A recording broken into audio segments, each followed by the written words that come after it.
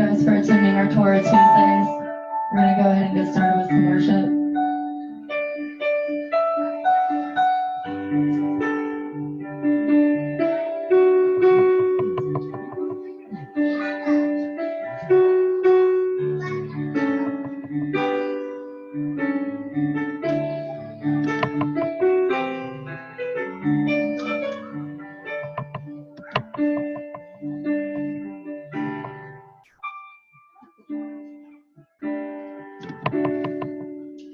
There's nothing worth more or could ever come close.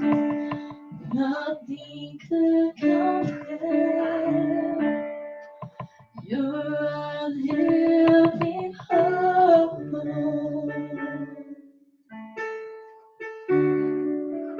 Your presence,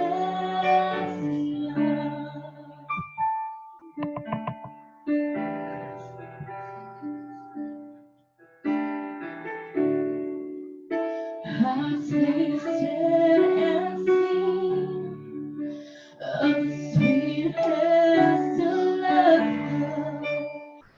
My heart becomes free, and my shame is undone.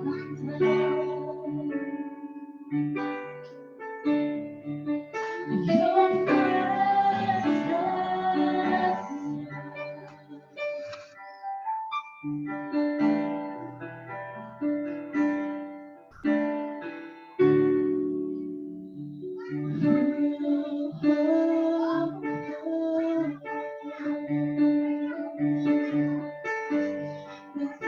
Like your presence.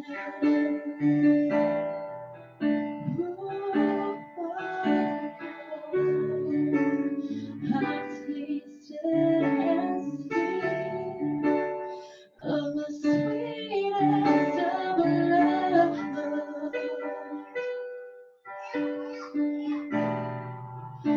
My heart becomes free, and my shame is undone.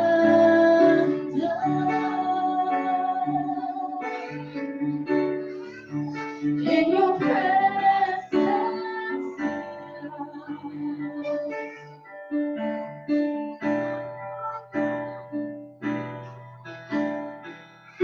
let us become aware of your presence.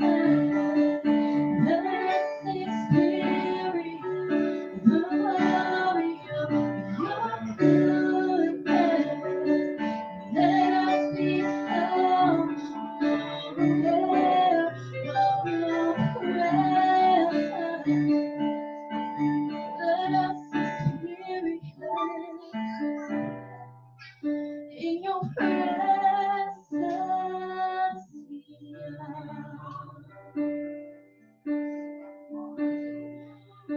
Father, we come entering freely into your presence, because that's the price that you paid when you came and you shed out your blood and you poured out that precious crimson blood for us.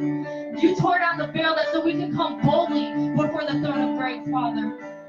We come seeking your face above all else. Help us to love you more. Help us to love you with all of our hearts, all of our souls, all of our minds, and all of our might. Help us to love our neighbors as ourselves. Help us when we see those in need to clothe them, Father, to give drink to the thirsty and feed the hungry, Father, and give to the poor and to uplift people, Father, with our words of encouragement, Father. Let our mouth be wells of life, Father. Father, just thank you for your goodness. I thank you for your presence. I thank you for your glory. I thank you for your mercy, for without we would be consumed. Father, I ask that you increase our knowledge, Father, increase our wisdom in your word tonight, Father. Give us a zealous for your word, Father. Help us and strengthen us in your word. Help us and strengthen us and give us the power from your Ruach to overcome sin. Give us a pure heart and clean hands. Help us to walk with boldness and authority, but to do so in meekness and love. Help us to be a light in this dark world. Help us to be a light unto people who don't know the way, who's never been shown the way, Father. I ask that your glory be our countenance. I ask that you give us the power to overcome the darkness in this world. That you give us the strength, because it's not easy.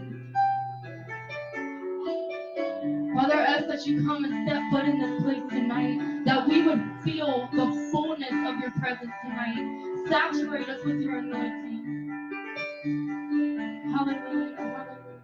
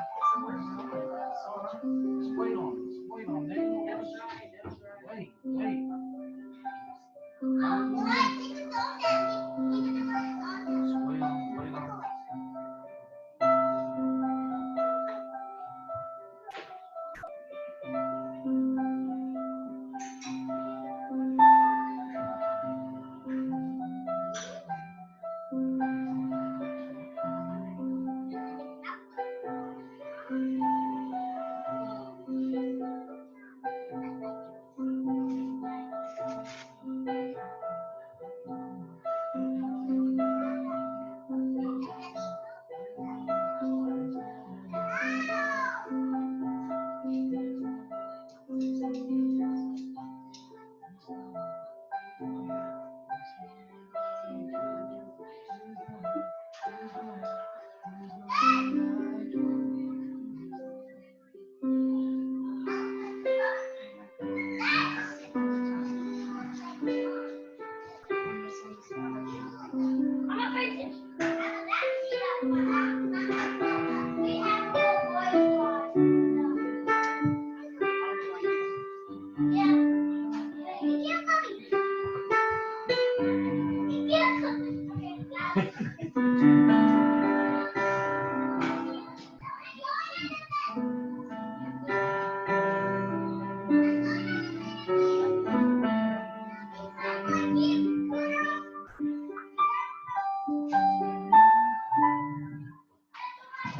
nothing worth more than your presence.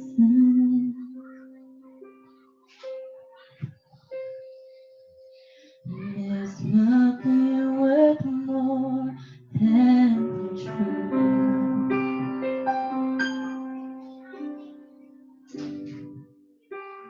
There's nothing worth more than your glory.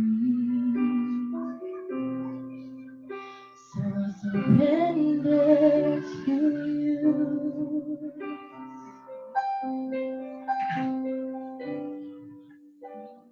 I give you my all.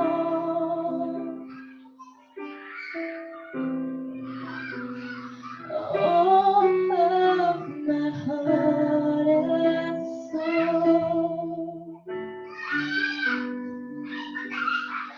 Give you my mind.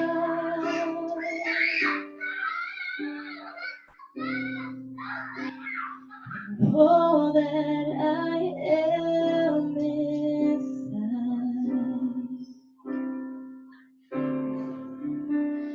You're worth more than anything.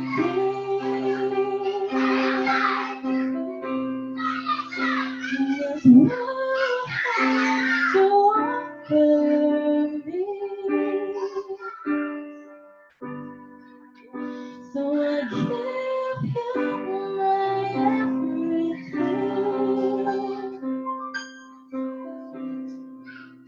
'Cause there's nothing worth more.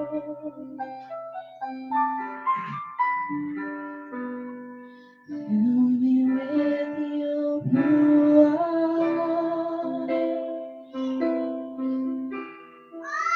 Let your anointing overflow.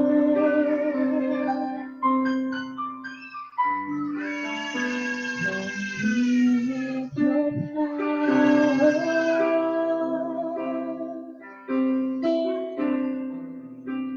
And help me to grow.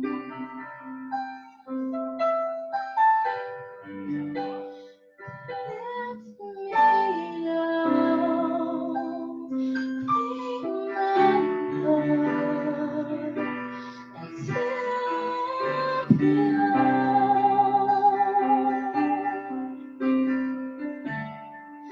because there's nothing worth more.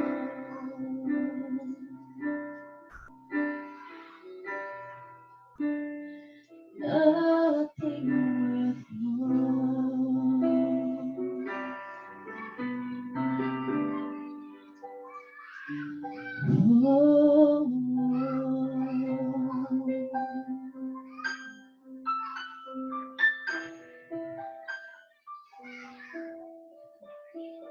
Oh,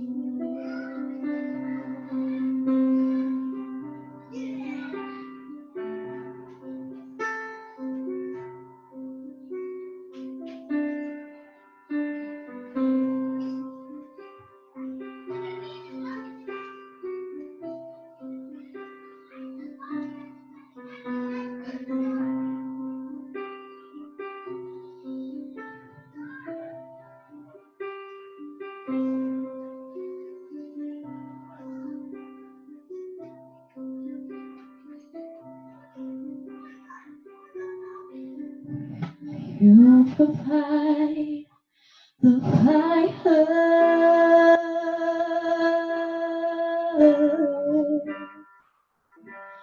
and I'll provide the sacrifice.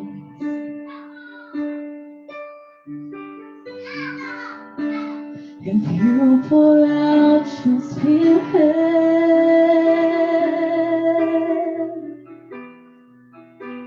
and I will open up inside. Fill me up, God. Fill me up, God.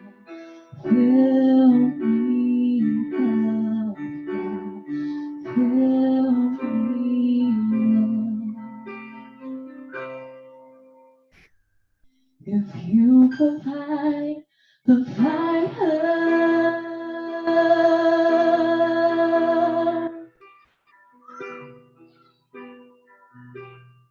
and I'll provide the sacrifice. If you pour out your spirit,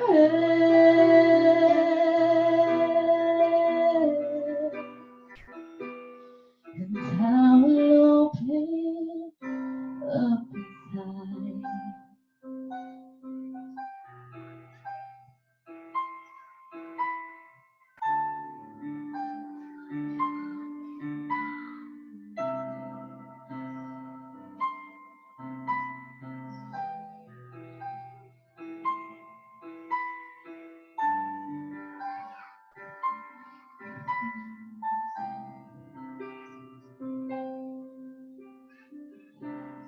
Father, we're opening up every part of who we are for you. The very depths of our being is crying out. And we just ask that you come and that you fill up that part of us that only you can see. Father, that you would empty us of anything that is unpleasing to you, Father.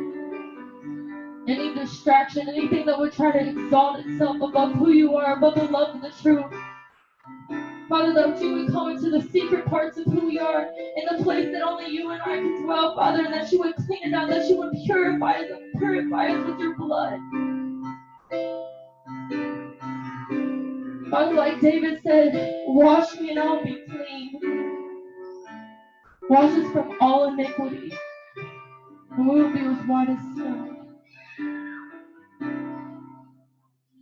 Father, I'm thinking right now on the end when you come in that white robe and that there's splatters of blood on your white robe, and you say, this is every victory that I've ever won for you.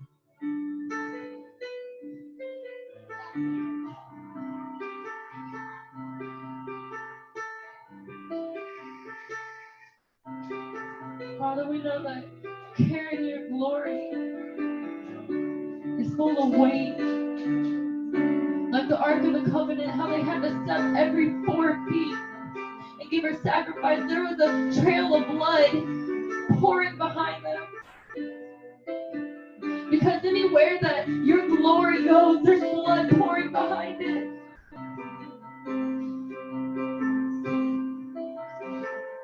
Father, help us not to love our lives even unto death. Even if that blood has to be poured out every step to carry the weight of your glory. Bring us to that place.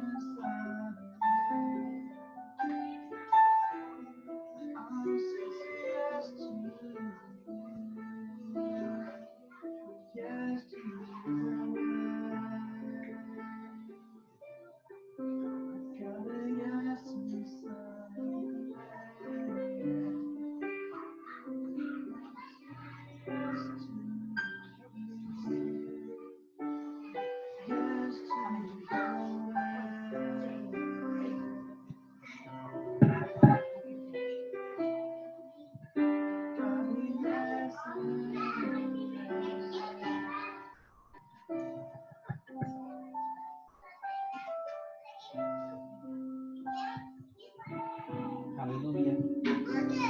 Father, we just worship you. We just thank you, Father. I just thank you, Father, for your goodness. I thank you for your mercy, Father. I thank you, Father, that you did not leave us to our own devices, Father. There were so many times, Father, where we could have went our own way. We could have did our own thing, but Father, yet and still, you chastise those whom you love, Father. Unless you would have afflicted me, I would have went astray, Father. I just thank you, Father, when I thought that I was going the right way, Father, just like your servant Shaul, Father, when he thought he was going his own way, Father, you, Father, raised up and showed him a better way, Father. I just want to thank you right now, Father, for showing me a better way, Father, for not leaving me to my own devices, for not allowing me to go down my own path, Father, but yet and still, Father, you said, Father, that you ordered the steps of a good man, Father. I thank you, Father, that you ordered my steps, Father. I thank you that you did not lead me to my own devices. I thank you, Father, that there are doors that you close that no man can open, and there are doors that, Father, are open that no man can close, Father. That it is you, Father, that directs, Father. It is for a man, Father, to make a way which he thinks is right, Father, but you direct the path, Father. I thank you, Father, that you allowed me, Father, to see, Father, that it is you that directs the path, Father. That, Father, the power of life and death are in the tongue, Father. And, Father, you fill my mouth with good things, Father. You said, open up your mouth and I will fill it. Father, I thank you, Father, that you filled our mouths with good things. I ask that you continue, Father, to pour inside of us, Father, that you continue to fill us up, fill our cups up, make us overflowing vessels, Father. Let us not be leaky vessels, Father, but make us overflowing vessels, Father. That, Father, we may pour out in this generation a good thing, Father, that we may be a voice in this generation, that we may say, live and do not die, that we may speak life into a generation, Father. And no, Father, right now in this generation, just like with the children of Israel, Father, when they were scattered like dead, dry bones, Father, you asked the prophets would they live, Father. And the prophets looked to you and he said, only you know if they will live. And you said, prophesy. Father, I ask that you fill us right now, Father, with the words, Father, that speak to this generation, Father, that we will raise up, Father, a mighty generation. We will raise up a generation that wants to do right. We will raise up a generation that wants to speak right. Father, we ask that, Father, we be not, Father, only, Father, seen in words, Father, but be seen in deeds, Father. We ask right now, Father, that you would quicken us, that you would sharpen us. For iron sharpens iron, Father. But there is none like you who is able to make us what we need to be able vessels, Father. We ask right now, Father, that you will make us those able vessels, Father. We wait on you right now, Father, for you have told us, Father, they that wait upon Yahuah shall renew their strength. They will mount up on wings as eagles. They will walk and not grow weary. They will run and not faint, Father. We ask right now, Father, as we stand still, Father, that we will see the salvation of Yah, because we know salvation belongs to you, and we are going to wait on you. We are going to be at the gates waiting. We are going to trust in you, for we know the name of Yahuah is a strong tower, and the righteous run to him, and they are safe. We run to you right now. We call upon you right now, Father. And we ask right now that we be the young lions that will not lack, Father. We ask that you would fill us with those good things, Father, that you have promised us, Father. We ask that right now, Father, that you would hear our cry, oh Yah. Thank you, Father, for not leaving us. Thank you for not passing us by. Thank you for not leaving us in destitute, Father. Thank you for not leaving us in barren states, Father. Thank you for not allowing us to stay unfruitful. Thank you for continually pruning us. Thank you for continually calling out to us. Father, I ask that you give us an ear to hear, eyes to see, that we may be awakened, Father, in this generation. We ask right now, Father, that you turn our eyes to you. Let us not look on no worthless thing, but let us look unto you, who is able to keep us from falling, to present us faultless at your appearing.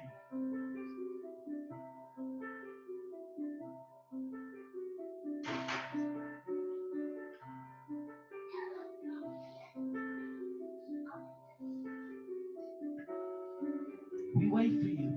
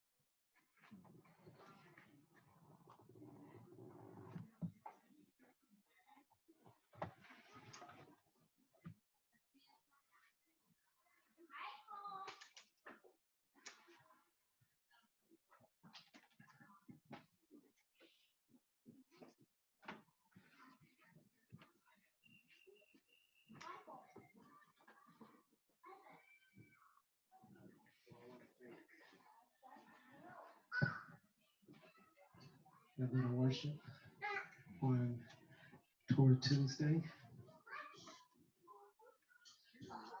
Thank you for the songs. Thank you for the prayers. And we're going to get into our discussion for tonight, which is going to be delight.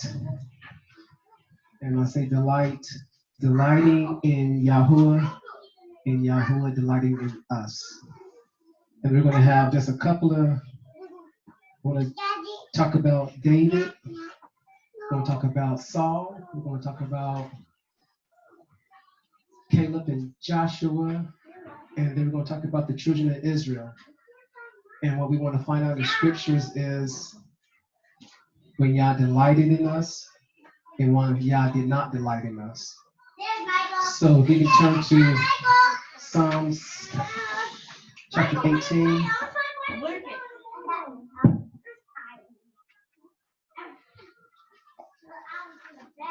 And we're going to start at the 17th verse.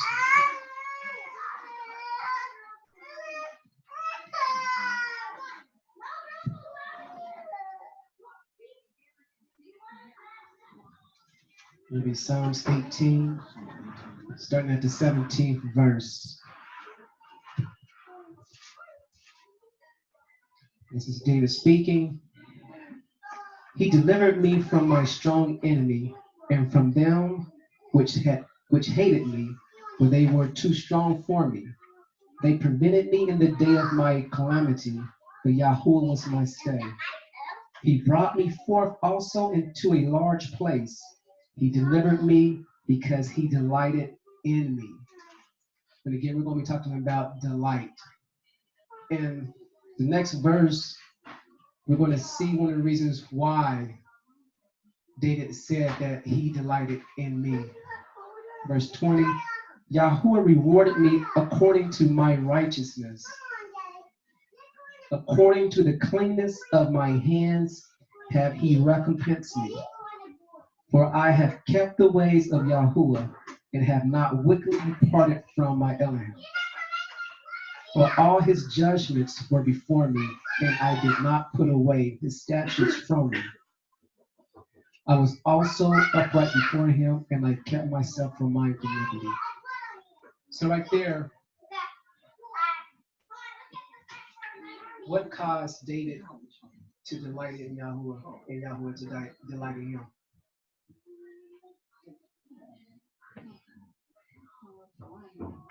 He starts out saying how his enemy was too strong for him, but Yah delivered him. So that would cause me to delight in the Most High. He delivered me from my strong enemies, and Yah delighted in him because he rewarded him according to the cleanness of his hands. And right there, that was a transfer. That was a relationship. It also relies on our trust in him. When we have, during the prayer we had last night, we was praying for a gentleman, and the only thing that came to my mind was, let him have peace in you, and let him delight in you. But to only have peace in Yah, you have to trust in him. You have to know who he is. And you have to know that even though when I'm going through this tribulation, when calamities coming on me, when my enemies are coming around me, I can have peace of mind because I know who my Elohim is. And that's take it from today, no matter if it's bills, like even now, we're like the end of the month, and one of my clients, and that's the part of being a contractor, they haven't paid. But you know what? I still have peace of mind because I know Yahuah is going to take care of us. And that's the thing of for us to be able to delight in him, just have a peace of mind. Just know that this world is nothing can come against us that we can't overcome because we know who our strength is.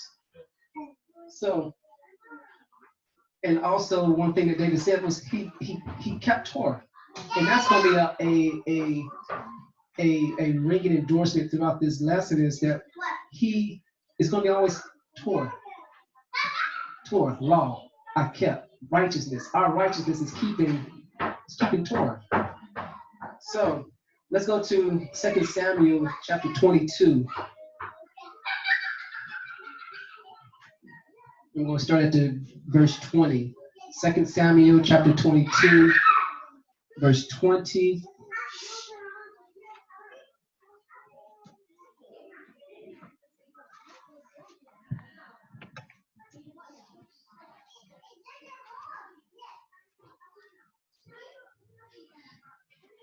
He brought me forth also into a large place. He delivered me because he delighted in me. Yahuah rewarded me according to my righteousness, or according to the cleanness of my hands have he recompensed me. Sounds familiar. For all his judgments were before me, and as for his statutes, I did not depart from them. I was also upright before him and have kept myself from mine iniquity. Therefore, Yahuah have recompensed me according to my righteousness, according to my cleanness in his eyesight. Here, once again, we're talking about not departing from the Torah. Learning to listen to his voice, and always, it's like as being parents, we delight in our children when our children do what we want them to do without us even having to tell them, but they do it because they love us. That's one thing we know about in the scriptures, as far as how do we love Yah? We love him because we keep his commandments. And they're not grievous, and we don't do it because I'm doing it because I hope I get something.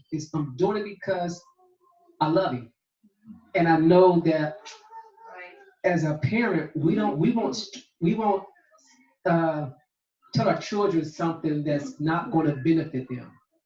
So you will hope that they listen to our instructions. Same thing with the Most High. Even though he gave us a choice if we're going to listen or not, but he gave us a way of life that if we follow this, you know what, you're going to be fine. And when we are in Torah, when we are living in I think what I really liked was verse 24, how he said, I've kept myself from mine iniquity. Because we all have our own iniquities that we have dealt with in our lives. And once we be able to mirror and figure out, looking to ourselves like, this is what I'm dealing with. This is what I have to deal with. It's not yours, it's not ours, it's mine. So in just those two passages, we understand that the common denominator always is going to be not going away from Yah's word. No matter what we go through, do not go from his word. Now, on the other hand, we're going to discuss some things. And right now we're talking to mostly believers. So we understand the importance of keeping Torah. We understand the importance of staying before the Most High, listening to the Ruach, and we understand where our peace comes from. The world seeks peace in another way. The world is Kobe Bryant, and the world is just like in shambles right now. But I know where my peace comes from. And there's some people that's honestly probably lost because of a man, a basketball player, that never shook their hand, and they had such a connection to that person. And it's like with desire and with delight, part of the definition is to long to desire. People desire a man, but when we desire Torah, when we desire his word, then when things come, I mean, because me and Tiff, we talked about death. We went and talked to our life insurance guy, and it was weird talking about death. Like, what happens if what happens? But you know what? And Tiffany says, you're really different, but I have peace. I have peace in those situations because I know who my Ellie is. And I know if I'm keeping Torah, I know I shouldn't be scared to die tonight. So, with delighting Yah, stay in his Torah, stay in his will, and listen to his voice. So, on the counterpart, we're going to go and talk about Saul. Go to 1 Samuel chapter 15.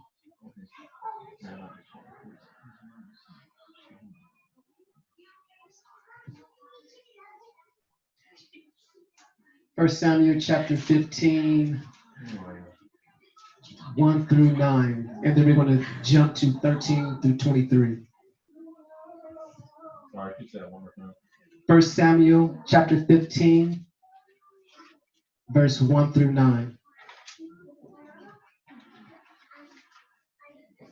And this is, of course, this is when the Most High told us to go destroy the Amalekites, because Yahuah did not forget what he did to the children of Israel when they had departed from Egypt. So once again, he's bringing recompense on them. And he told Saul to destroy everything, leave nothing alive. And he's talking about from the goat, sheep to people, babies suckling, everything. He said destroy them all.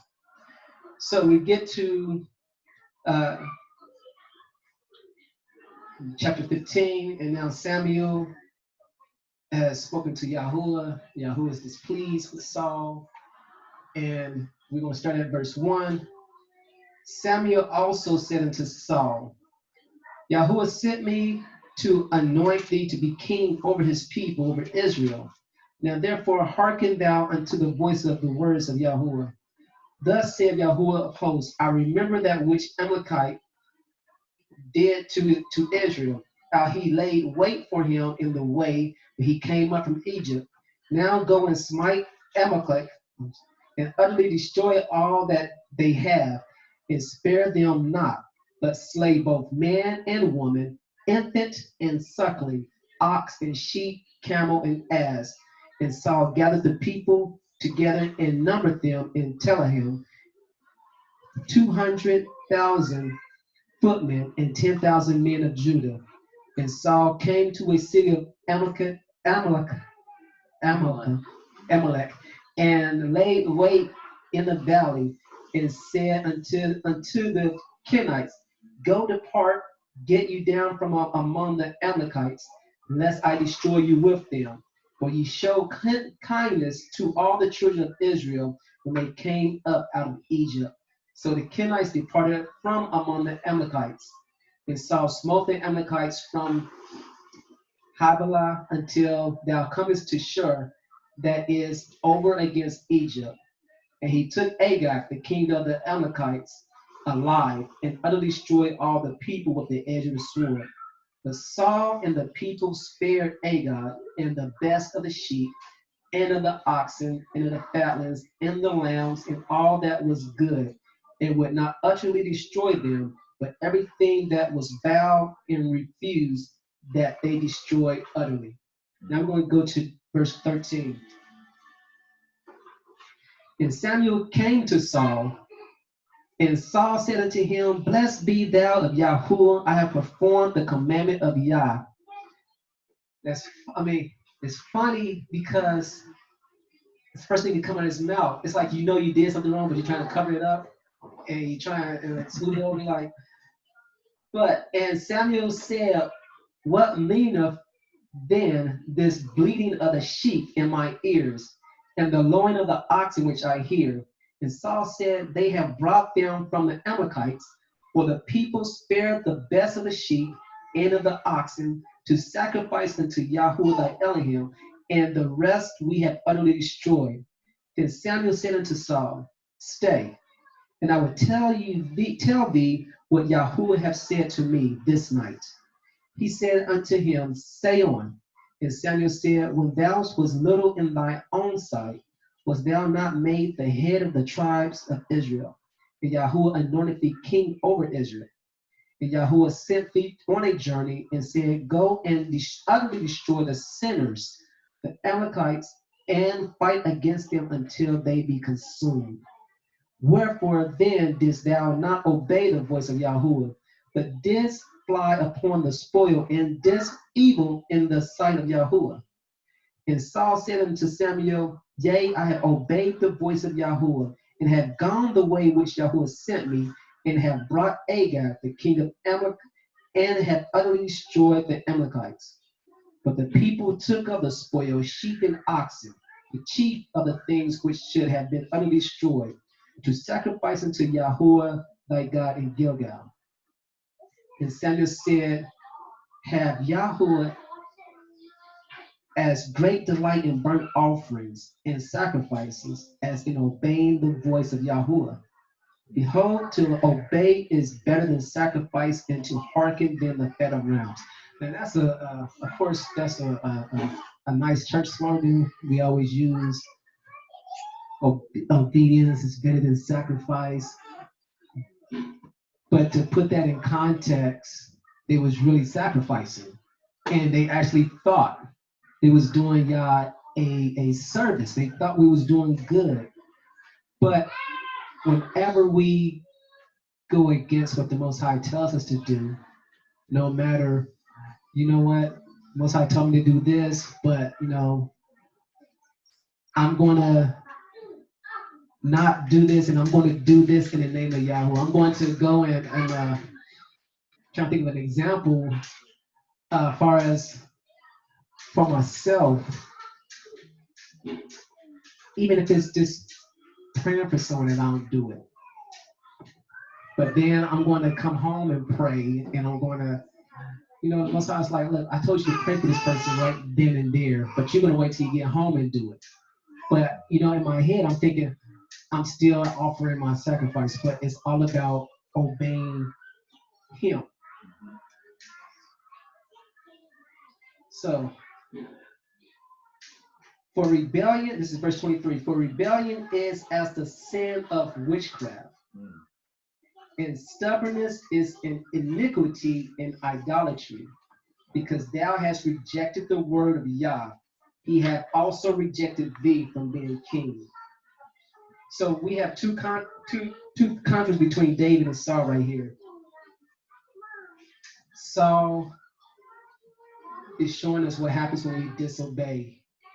And not only disobey, but David always kept the Torah before him. Meaning he always, he heard.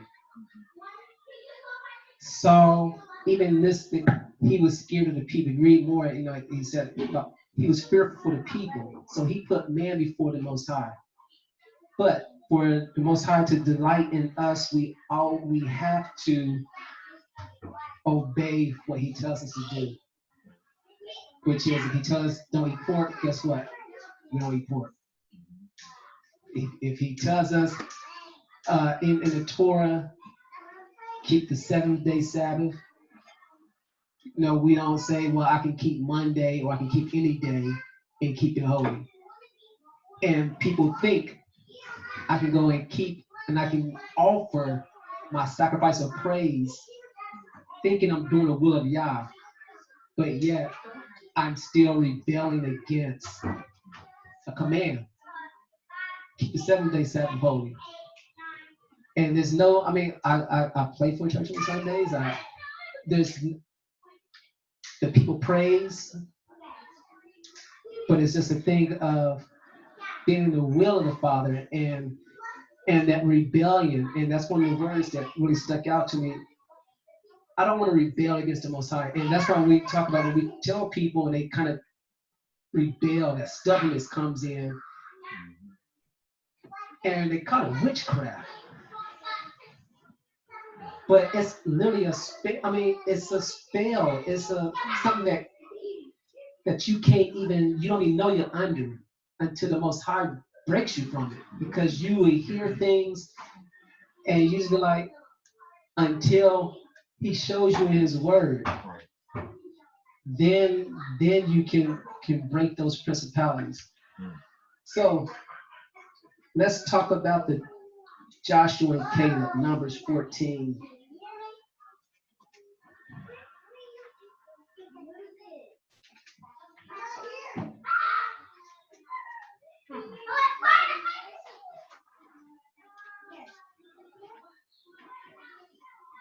Numbers chapter 14, verses 6 through 9.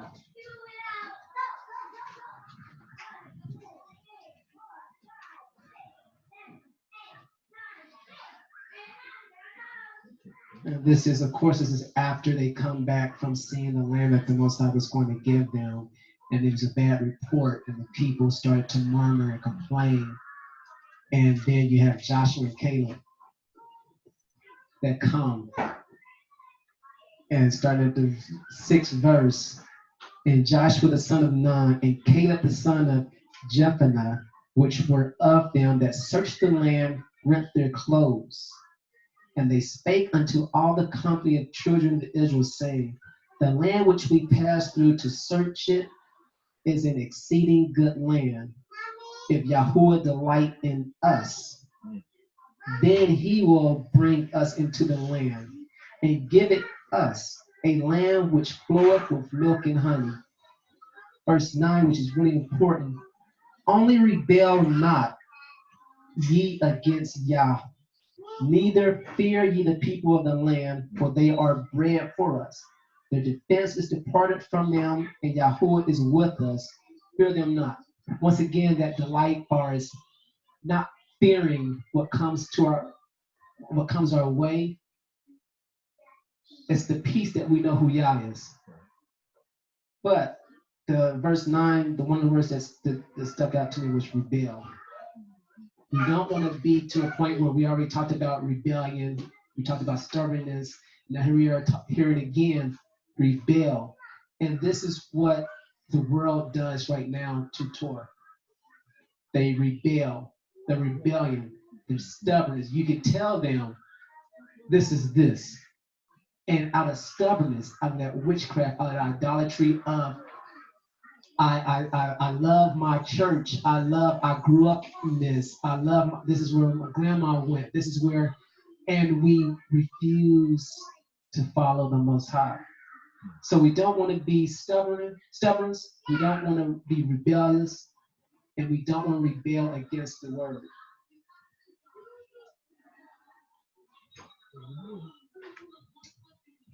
Any comments? If not, let's go to Deuteronomy chapter 10.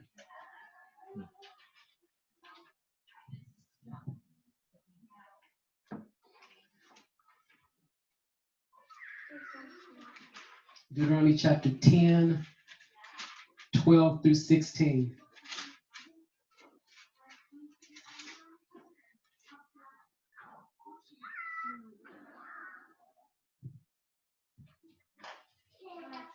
And this is talking about the requirements for us. Deuteronomy chapter 10, verse 12. And now, Israel, what doeth Yahuah thy Elohim require of thee, but to fear Yah thy Elohim, to walk in all his ways, and to love him, and to serve Yahuah thy Elohim with all thy heart, with all thy soul, to keep the commandments of Yah and his statutes, which I command thee this day for thy good. Behold, the heaven and the heaven of heavens is Yahuah's thy Elohim. The earth also with all that therein is. Only Yahuah had a delight in thy fathers to love them, and he chose their seed after them, even you above all people, as it is this day.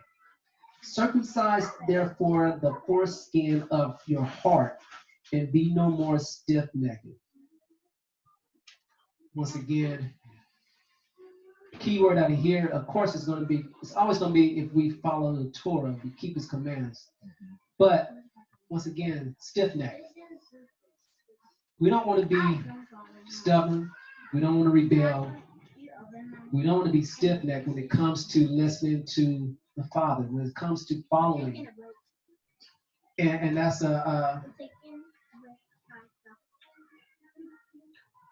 we don't want to be, because this is what separates us. As we know, I know as a gentleman is telling us how nothing can separate us from the love of the Most High, but sin will. Yeah, Isaiah, yeah. Your iniquities has caused me to hide my face. So, and that's just a false sense that we give people sometimes. No matter what I do, Yah's he's going to be with me. His love is never ending. That's true. But everybody has just a measure of that. Well, they don't balance it with judgment. Yeah. There's the judgment and the compassion, right ruling. It's like It's not the love and That's it.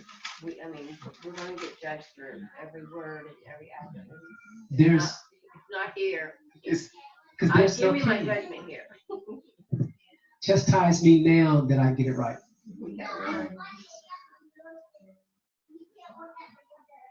Okay, our next verse would be Isaiah chapter 65.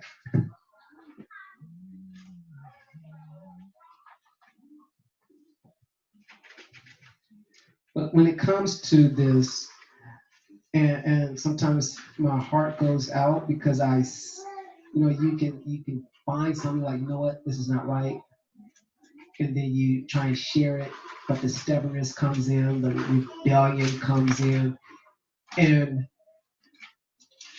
sometimes we don't think that witchcraft is, that's movies but it's real.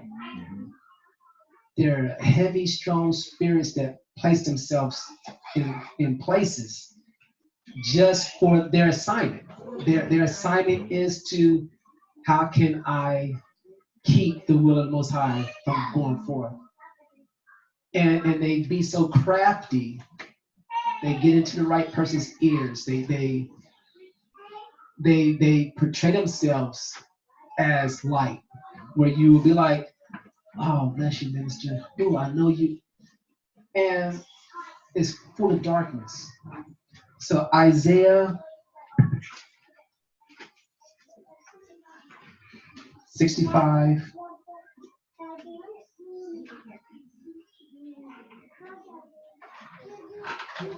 Starting at verse 1. I am sought of them that ask not for me. And this is what we don't want to be. So this is just reading about what we don't want to find ourselves in. I am sought of them that ask not for me. I am found of them that sought me not. I said, behold me unto a nation that was not called by my name. I have spread out my hands all the day unto a rebellious people, which walketh in a way that was not good, after their own thoughts. A people that provoketh me to anger to continually to my face, that sacrifice in gardens and burneth incense upon altars of brick, which remains among the graves and lodged in the monuments, which eat swine's flesh, and broth of abominable things is in their vessels, which say, stand by thyself, come not near to me, for I am holier than thou. These are a smoke in my nose, a fire that burneth all the day. Behold, it is written before me, I will not keep silence, but will recompense into their bosom your iniquities and the iniquities of your fathers together, saith Yahuah, which have burned incense upon the mountains and blasphemed me upon the hills. Therefore will I measure their former work into their bosom. Verse 8. Thus saith Yahuah, as the new wine is found in the cluster, and one saith, destroy it not, for a blessing is in it, so will I do for my servant's sake, that I may not destroy them all. And I will bring forth a seed out of Jacob and out of Judah, an inheritor of my mountains, and mine elect shall inherit, and my servant shall dwell there. And Sharon shall be a fold of flocks, in the valley of Achor a place for the herds to lie down, for my people that have sought me.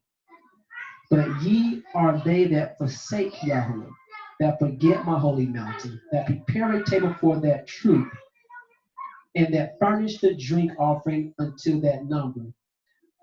Let me pull that up real quick, because that troop.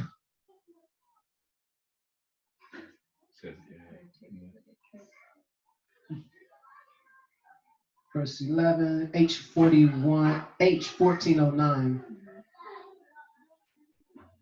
God, fortune, good fortune. But also, and this is one thing that we get caught up in when we just do English. and that furnished the drink offering until that number. You would think that number, when I looked that number up, H4507, meaning fate or fortune, God of fate, who the Jews worshipped in Babylon. So when I was like, this is. That's interesting. That it replaced the. What did you say? It says God in many. That's why it's God. Yeah.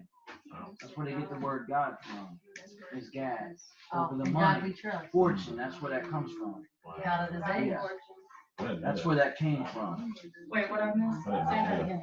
Oh. The word Gad is where they get the word God from, which is fortune, which is where they get on the back of the money. In God we trust. They're talking about in Gad. They're talking about. And this money we trust. That is the money, the one that trampled over Israel, which becomes the adversaries. Which is funny because if you go back to what you read over there in verse, where is he talking about in their vessels? Read it in their vessels. Where are we at? We're talking about in their vessels. Still abominable broths. Verse 4. Yeah, Verse 4, right? So we're talking about which remaineth in the graves and lodged in the monuments. In the graves is the same thing what happened with legion. See the word legion, right? That's where legion was at. Legion was actually there. And if you go with the word re in Latin, that means to repeat. So the word religion comes from repeating legion in your life, which is where all these demonic things come from. And that's where they get to the point where the abominable things was. What was funny though, the next verse under that, he says, stay away from me for I am holy. They try to tell you when you keep the commandments, you think you're holier than thou, but it's really the opposite. The ones that don't keep the law, statutes, and commandments think they're holier than thou because they're doing it on their own time. Right. Which goes back to the Pharisees. Exactly. That's what all of that in there is. Wow. That's so. Yeah, so now we know what truth and offering unto that number. Right. Verse 12. And why do they teach people? Why do they teach against the law, statutes, and commandments? Because it gets them paid. They make merchandise of them, which goes back to all of that. You're not going to teach the commandments to get paid. But they'll require the tithe, which was only given to them because they kept the commandment, and the Most High gave it to them. It wasn't something that they asked the people for. It was something that was given to them. See that? It was freely give what was freely given. He gave it to them. Wow. That's real good. Verse 12. Therefore will I number you to the sword, and ye shall all bow down to the slaughter. Because when I called, ye did not answer. When I spake, ye did not hear, but did evil before my eyes, and did choose that wherein I delighted not. There, we choose the opposite of what the Most High delights in. And that's the world we live in. I was thinking how with the LGBTQ and the power and authority they are starting to come up with, and I was thinking, because I used to think like, you know what, sin is sin. There's no big or little sin. But then I had to question myself, if I stole something, whether I'm in another country or I'm here, there's a price to pay. If I commit adultery, my wife can take me to court, it's a price to pay. But then you have certain sins that if you're in it, there's no price to pay. There's no, matter of fact, you're even magnified.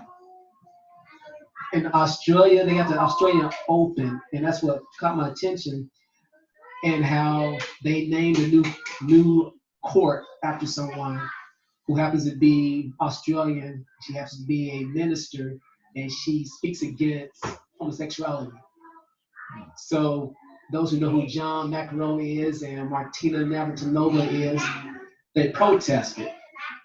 because she doesn't speak kindly, because she doesn't support and she doesn't represent what they believe she should represent. And I'm sitting there like, you see what happens when we delight, and that goes to, honestly, it goes to Romans chapter 1. When we delight ourselves, when we give our bodies over and we start to do things unnatural, but it's because we have placed ourselves over the Most High. So,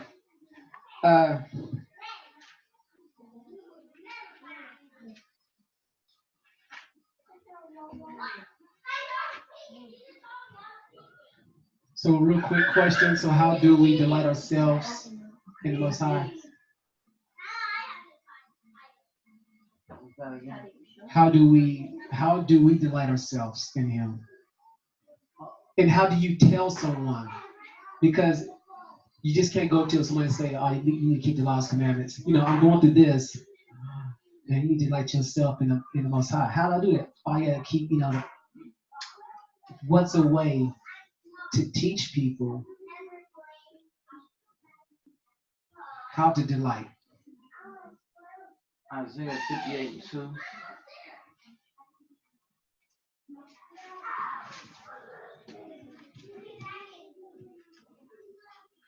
Start at verse 1 though. Isaiah 58:1-2. It says, cry aloud, spare not. Lift up your voice like a trumpet and show my people their transgression and the house of Jacob their sin. Yet they seek me daily and delight to know my ways, as a nation that did righteousness and forsook not my ordinances of their Elohim. They ask of me the ordinances of justice, and they take delight in approaching the Elohim. So how we delight ourselves in Him goes back to what you were saying about keeping the commandments. So once again, we see here that they was crying out because they weren't keeping it. So in order for them to get into the path of delighting themselves in Him, the only way you can delight yourself in Him, because delight has two different meanings in the Hebrew word. One, delight, means almost to parade yourself before Him. And then the other delight is actually like something that you desire. So in order to parade yourself before Him, you got to have cleanliness of hands, where we talked about earlier, where He talks about wash your hands, ye sinners. The washing of our hands to purify your heart, you double-minded men. Like, these are the things that we got to do. And in order to do that, we go to Psalms chapter 1, verse 2.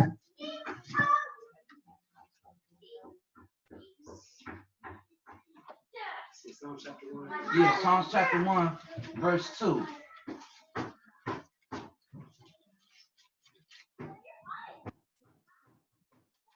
So Psalms chapter 1, verse 2. It says, but his delight is in the Torah of Yahuah, and in his Torah does he meditate day and night.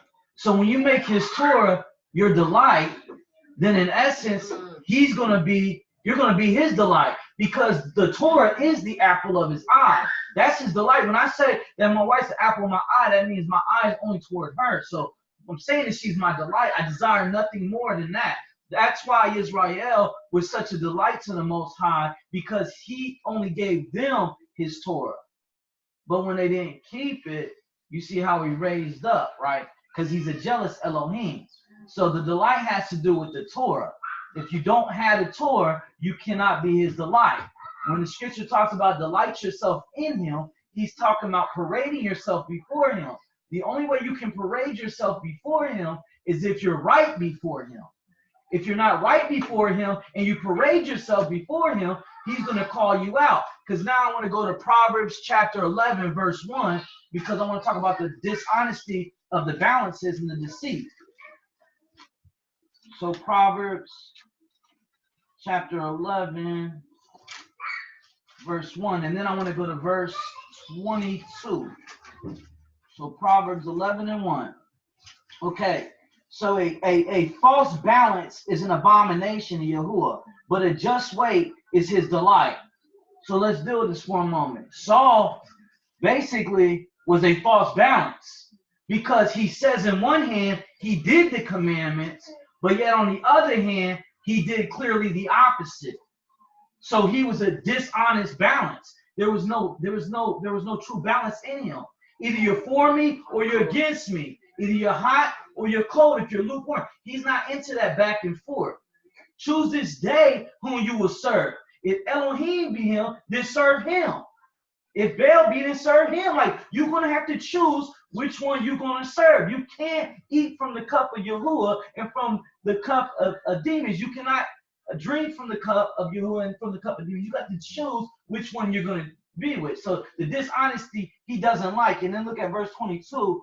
It says, lying lips are an abomination to Yahuah, but they that deal truly are his delight. So what did Saul say? He said, I kept the commandments. But he was lying. And then later on, when you go back to that, because that was in 1 Samuel 15, where you read that. 1 Samuel 15, let's go to verse 30 real quick in there. 1 Samuel 15, verse 30. Now, we was talking about the difference between Saul and David. So here Saul says in verse 30, then he said, I have sinned, yet honor me now. This is where folk is at. I sinned, but I still want you to honor me. Hold on. First off, you need to understand the high penalty of your sin. You need to understand that your sin is what separates you from him. So where do you think that any blessing can be given to you or granted to you when you're doing this? So we talking about that he did say, I'd rather what? I desire obedience better than sacrifice. Hebrews 10:26 said, if we deliberately keep on sinning after receiving knowledge of the truth, there remaineth no sacrifice left. Why? Because your sacrifices are in vain. There's no reason. The sacrifice now is what we're going to get back later into, is where you're basically just breaking like a dog's neck. You're really not even caring about your sin. So then I want to go to Psalms 38, verse 18, because we're going to deal with David's approach with sin.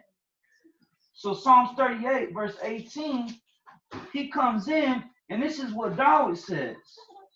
He says, for I will declare my iniquity. I will be sorry for my sin. Here on one hand, Saul saying, I sin, but honor me. And then here you got David saying, I sin, and I'm sorry. Which line is it going to be? Are you going to want to be honored in your sin, or are you going to be sorry for your sin? But regardless of where you're at, you need to understand it doesn't matter what you think you're presenting before man. The Most High can hear the bleating of the sheep. He hears, he sees all, he hears all. He's letting us know that it was through his mercy and his grace that he even sent the prophet to Saul to let Saul know what's happening. First off, the rendering of the kingdom was not the rendering from him. But when he decided to be honored in the midst of it, that's why Yahuah sent the evil spirit upon him to torment him because of his rebellion. So rebellion is of the sin of witchcraft. So when he was dealing with earlier about certain sins being, at different degrees, a lot of people don't like to talk about it, but he talks about a sin that leads to death and a sin that doesn't. So we have to deal with the different degrees, because he also talks about the great sin, the sin of Jeroboam. That Israel did the sin of Jeroboam. He talks about a lot about the kings, that was something that they struggled with. What the sin of Jeroboam was, he took the law of the Most High and he transferred it over and made it his own law.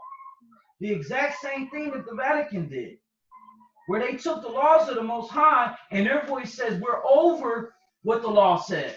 We're over what the scripture says. Our voice is louder. We are the voice of the victor. That's what it is, a voice of Christ, the voice of Hamashiach. Like they say that they are the voice, where he says that many will say that they will come in my name, saying, I am Hamashiach. Well, how do you say you're him? By saying you're his voice.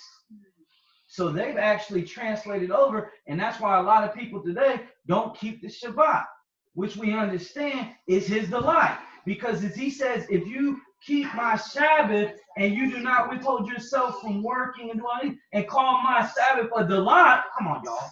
So what are we dealing with here? His delight has to do with keeping his Torah, like you said earlier. Psalm 119:92 goes with what you were saying, what you started on a little bit. 92. Unless your Torah had been my delights, I should then have perished in my affliction.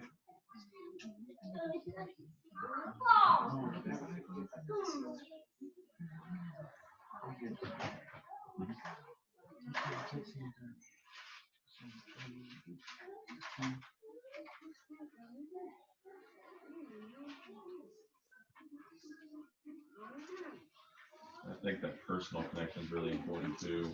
It says in the, I can't remember the exact verse, but where you ended at, a couple verses before, it said, I called and they didn't answer, I spoke and they didn't hear me. That plays a really big part in having that personal prayer. And that comes with that rebellion, that stubbornness. You know, I'm like, Michael, stop. And he hears me, but my continues. And then that's that stubbornness, that rebellion, and that's what happens when Most High tells us something. And we don't want to hear it.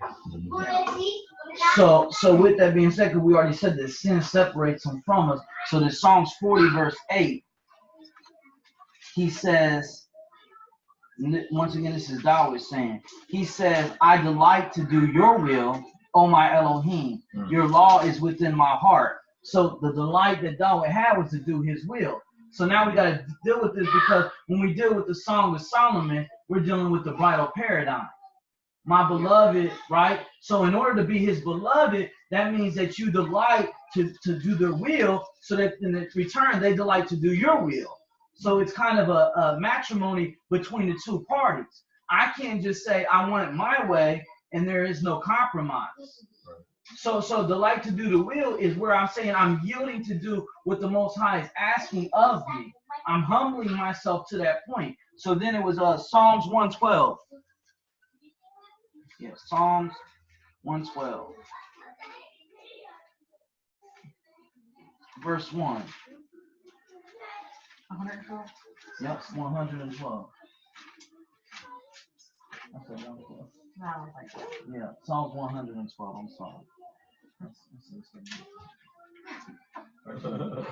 Let me be proper. Psalms 112. whatever. Verse 1. Praise you, Yahuah. Blessed is the man that fears Yahuah, that delights greatly in his commandments. So once again, if you fear him, you're going to do what? Delight in keeping his commandments. If I'm not keeping, which is the whole duty of man, go there. So yeah, exactly. What is the whole duty of a man? To fear Yah and keep the commandments, like you said, right? So that's my delight. My delight is to do his will. And his will is to keep his commandments. Because this is the will. This is where the whole volume of the book was written. For this, I will do thy will. Like, so what is the will of Yah? To do his commands. So if I truly say I'm delighting in him, then that means that I'm doing what his commandment says. Right? I'm not doing my own thing. So then Psalms 119 verse 16, because Psalms 119 breaks it all down. Verse 16. He says, I will delight myself in your statutes. I will not forget your word. What's he delighting himself in? The statutes, his word, right? So my delight is in his word, because that is the apple of his eye. Then verse 24 says, your testimonies also are my delight and my counselors. Well, back to Psalms 1, he talks about you will not stand in the counsel of the ungodly. Well, if you're standing in the counsel of his word, you're not staying in the counsel of the ungodly. So now you understand your counsel should only be with people that keep his word. And that's why I only want to worship with those who worship Yah out of a pure heart. Because if you ain't worshiping out of a pure heart, you're worshiping in a dishonest scale, which means you're deceitful, which means you're an abomination, which means that even the prayer of the wicked is an abomination. So why am I going to sit around in a room? Now I start to understand why there were certain people that he put out the room when he was praying. A lot of people say, oh, it's because their belief was different. Exactly. Their belief was different. Because he believed in this and they believed in that. So it goes back to, what is your belief? What are you truly saying you believe? Do you believe in all the commandments of Yah, or do you only believe in some? Now, I got to get to this place where I start believing in all of it to understand that that truly is the only way that I can find my delight. So when I say there's one thing that I desire, that I may dwell in the house of Yahuah, I understand what I'm saying. Because my delight is in his Torah.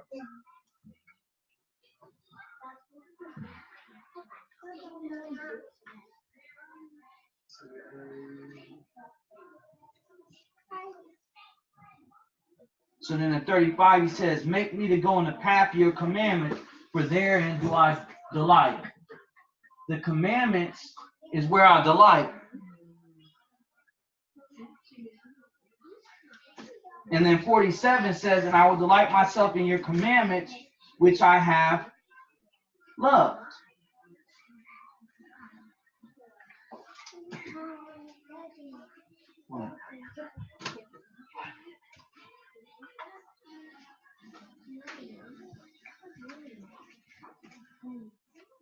And then in 70, he says, their heart is as fat grease. Oh, come on. Your heart is as fat grease. Their heart is as fat grease, but I delight in your law. And then in 77, he says, let your tender mercies come to me that I may live, for your law is my delight. It keeps going back to the same thing. Torah.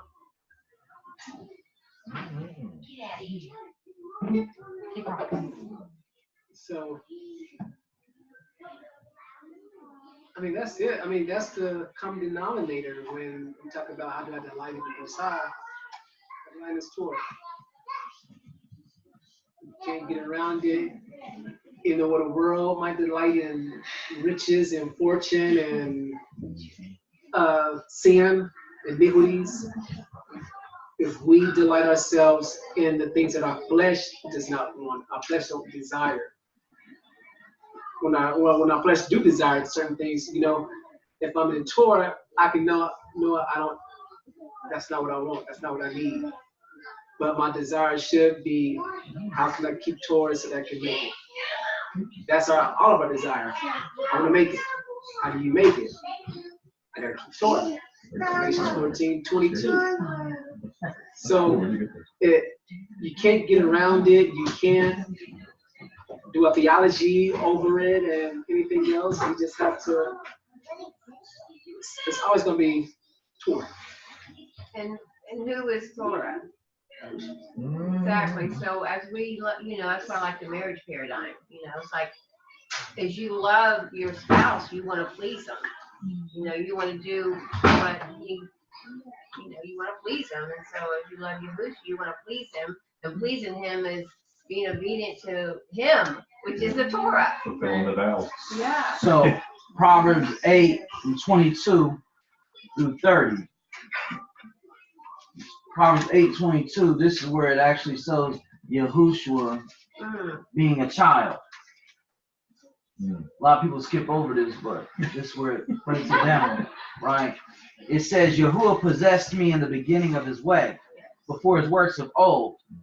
I was set up from everlasting, from the beginning, or ever the earth was. There were no depths. I was brought forth when there was no fountains, abounding with water. Before the mountains were settled, before the hills was I brought forth, while as yet he had not made the earth, nor the fields, nor the heights, the part, the dust of the world. When he prepared the heavens, I was there. Yes. When he set a compass upon the earth of the depths, when he established the clouds above, he strengthened the fountains of the deep. When he gave to the sea his decree that the water should not pass his commandment, when he appointed the foundation of the earth, then I was by him as one brought up with him, and I was what? Daily his delight, rejoicing always before him. What did Yahushua say? I was daily his delight. Why was you daily his delight? Because you was the Torah. You was his delight. You were the apple of his eye. Right? Let's deal with this. So let's go to Isaiah chapter 42, verse 1.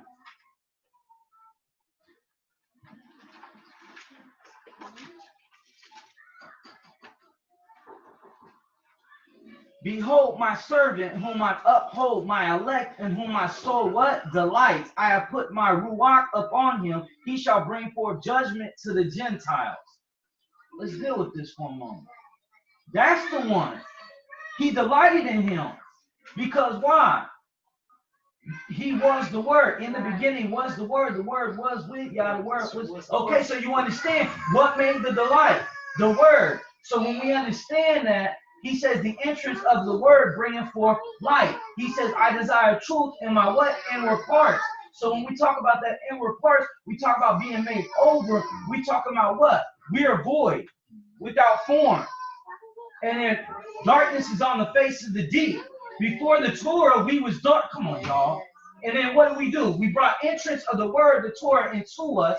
And then he said it was good. He started creating us. He started separating things in us. Come on, man. The creation is the beginning of the new you. The creation is, if any man come into Yahushua, he is a new creature. Old things pass away. Behold, all things become new. He is making us anew. He is renewing us. The moment we allow the Torah to come into our life, he begins creation. And we're sitting right there, just like Yahushua did, as he begins to do that. That work he began in us, we're sitting right there, just like he was there. Come on, y'all. He said that's why he was the what? Firstborn of what we ought to be. He's allowing us to see the created state. That's why he calls us the earth. That's why we return back to the earth. But our ruachs go to him. Like, man, that is what he's talking about. So do we desire to be made over or not? Do we desire to be renewed or not? Do we desire to truly give him our whole heart or not? Because if we have a divided heart, we're a dishonest scale. So he's saying, what's it going to be? Are you going to choose me and live? Or are you going to die? He said, why let sin be your ruin? So in Ezekiel chapter 18, let's go Ezekiel chapter 18, dealing with sin. Ezekiel 18, let's go to verse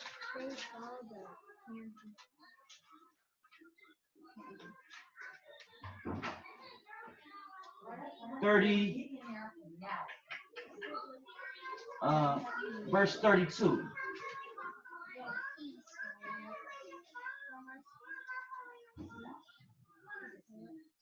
Hold on, that's not it. Let's go to verse. Let's start at verse 23. It says, have I any pleasure at all that the wicked should die, says Yahuah Elohim, and not that he should return from his ways and live. He don't desire that anyone die, but if he do die, he says the death of the righteous, he says he has pleasure in it. He says it's pleasure for him with the death of the righteous. But the death of the wicked, he has no pleasure in, right? And then he goes on and says, but when the righteous turns away from his righteousness and commits iniquity and does not according to all the abominations that wicked man does, shall he live? All his righteousness that he has done shall not be mentioned. This is the importance about just because we got ourselves right with Torah doesn't mean that we are forever saved. That once saved, always saved is foolishness. Like, you understand, if you do wicked from this point forward, all that righteousness that you did do is thrown out the door. I don't care if you've given me 99%. What they say, 99.5 won't do. That's the truth, because that half can set you aflame. Right? Serious. And then he says, and then shall I not mention it in his trespass that he has trespassed, and in his sin that he has sinned, and then shall he die. So this is where we're getting to the point where people start saying, you know, about sin. Sin is sin. Yeah, as far as your positioning, sin is sin, but there is more wicked sins than others, because he clearly states that.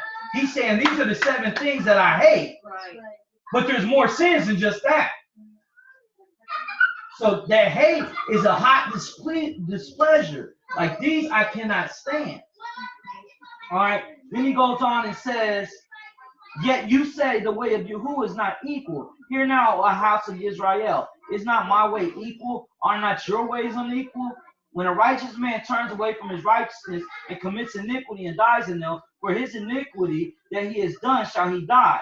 Again, when the wicked man turns away from his wickedness that he has committed and does that which is lawful and right, he shall save his own soul alive.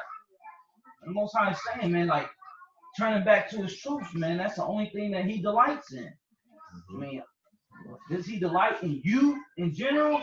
Or he delights in Torah in you? Like, I truly understood when I became his delight was when I kept Torah. Like, so long ago, I thought that, you know what I'm saying, his delight was, you know, he delighted in me, and that's why he brought me out. And he brought me to this plane. Like that plane, like, when you talk about that large plane, right, you go back to what happened with Lot and Abram. Abram got what? That large plane. He said, as far as the east is from the west, the north is from the south, I'll give to you. But Lot, you know, he picked what he thought was right. And that got destroyed. So the reality of it is that he delights in me because of his Torah. I mean, Paul even talks about that in Romans. About, what is it, Romans chapter, is it 7? Romans 7. It says in Romans chapter 7,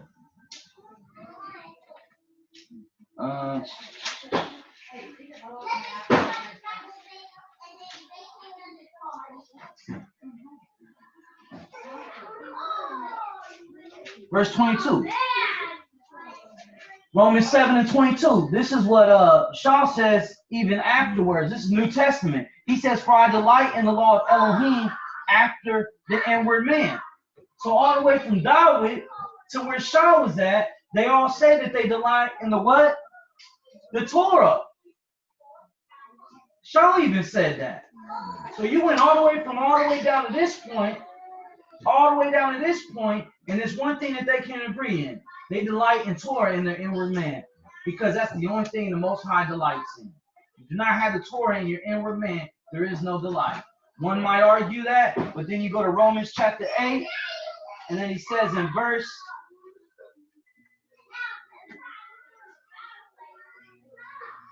7, because the carnal mind is enmity against Yah, for is not subject to the Torah of Yah, neither indeed can be. So then they that are in the flesh cannot please Yah.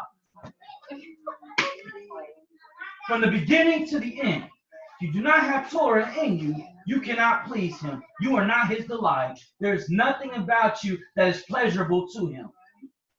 That alone is what's pleasurable to him. So choose this day whom you will serve.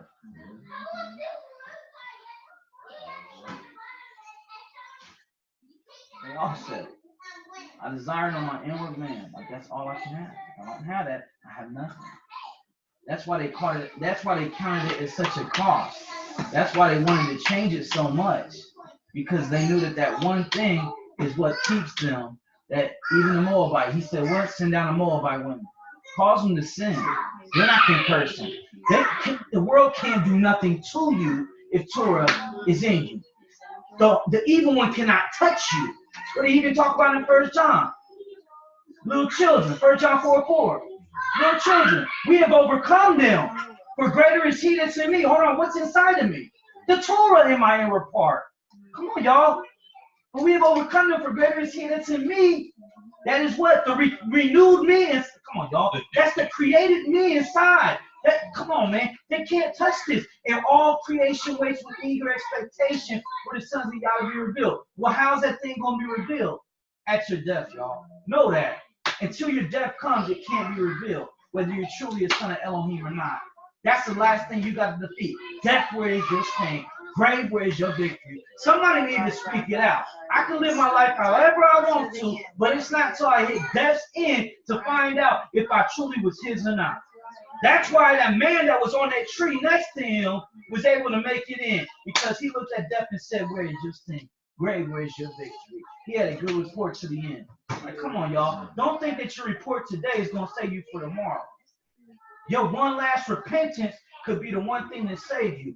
Or you can have the voice that Saul had and say, what? I know I sinned, but what? Honor me.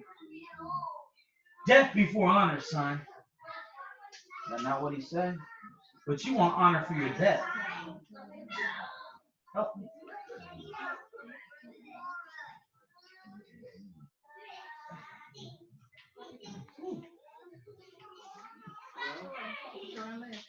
Keep Torah and delight in Him. Stay lit. Living in Torah. Stay lit. Delight. That's how we become light to the world. That's how we see darkness. That's how we can see spirits, things on people.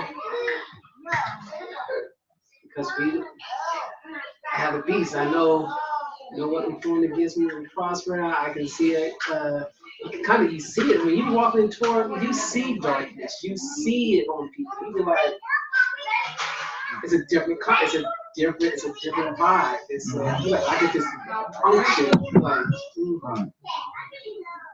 You can even hear it. There's times you can hear certain spirits of people. But that's how you test it. If you don't have it in you, you can't test it. How many times did you know before you could do certain things and you'd be fine doing it, but as soon as the Torah came in you and brought death to you, then you felt sorry for some of the things that you did? Like, I didn't even know this was wrong. This is what we do. But now it's like, I can't do that. Like, you can't do the things that you used to do. Like, that's not who you are anymore. And that's what Torah does. It brings the renewed you. It's that renewed covenant. You know what I'm saying? It's that renewed mind. Everything's renewed. It's from glory to glory. Yeah. That's why you're going through phases. From belief to belief. That's why you're growing. Like, this is it's a growing thing. Like, if I don't keep myself in Him, then I can't grow. And that's what Psalms 1 talks about. That's why it's important to delight yourself in the law of Yahuah. If you don't do that, if you don't meditate on it day and night, what happens? What happens if you don't meditate on the law day and night? You lose it. So yeah, so Hebrews chapter 2, verse 1. Hebrews 2:1. What happens if you don't keep your mind on Torah? Hebrews 2:1. Well, you lose your peace for one. What happens if you don't keep your mind on Torah? Hebrews 2:1. That's like The scripture says. What happens if you don't keep your mind on Torah? Hebrews 2:1. Because of this, we have to pay more attention to what we have heard, lest we drift away. Slip. If you don't keep Torah in front of you, you're going to easily slip. What happened when Moshe left them? They easily slipped.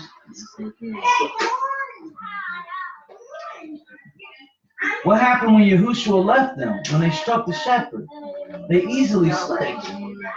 So he's given us the understanding that, man, when like you say, like, man, make sure that you stay focused on the scripture. Like you said, a lot of people are mourning over the death of Kobe Bryant, but they don't mourn over their sin. Like, I need some help with this. Your conversation is constantly on Kobe, but your conversation isn't on him. Like, I need some help here. So how do we say that we're his, but yet everything about us says we're the world's? Because if you say that you're his, the first thing they want to say is, can you say anything or do anything that don't have anything to do with this? No, because Yahushua is my life. Like, if your life is hidden in him, come on, how can I go outside of that? So my question that behooves me is, why do you keep yourself around the council that constantly tries to reform your way of thinking? You need to understand that you must reform your mind to the mindset that I am his and he is mine. And the world's not going to like that. Because the world gets jealous. What happened with Cain and Abel? He was jealous because his brother's ways was righteous when his wasn't.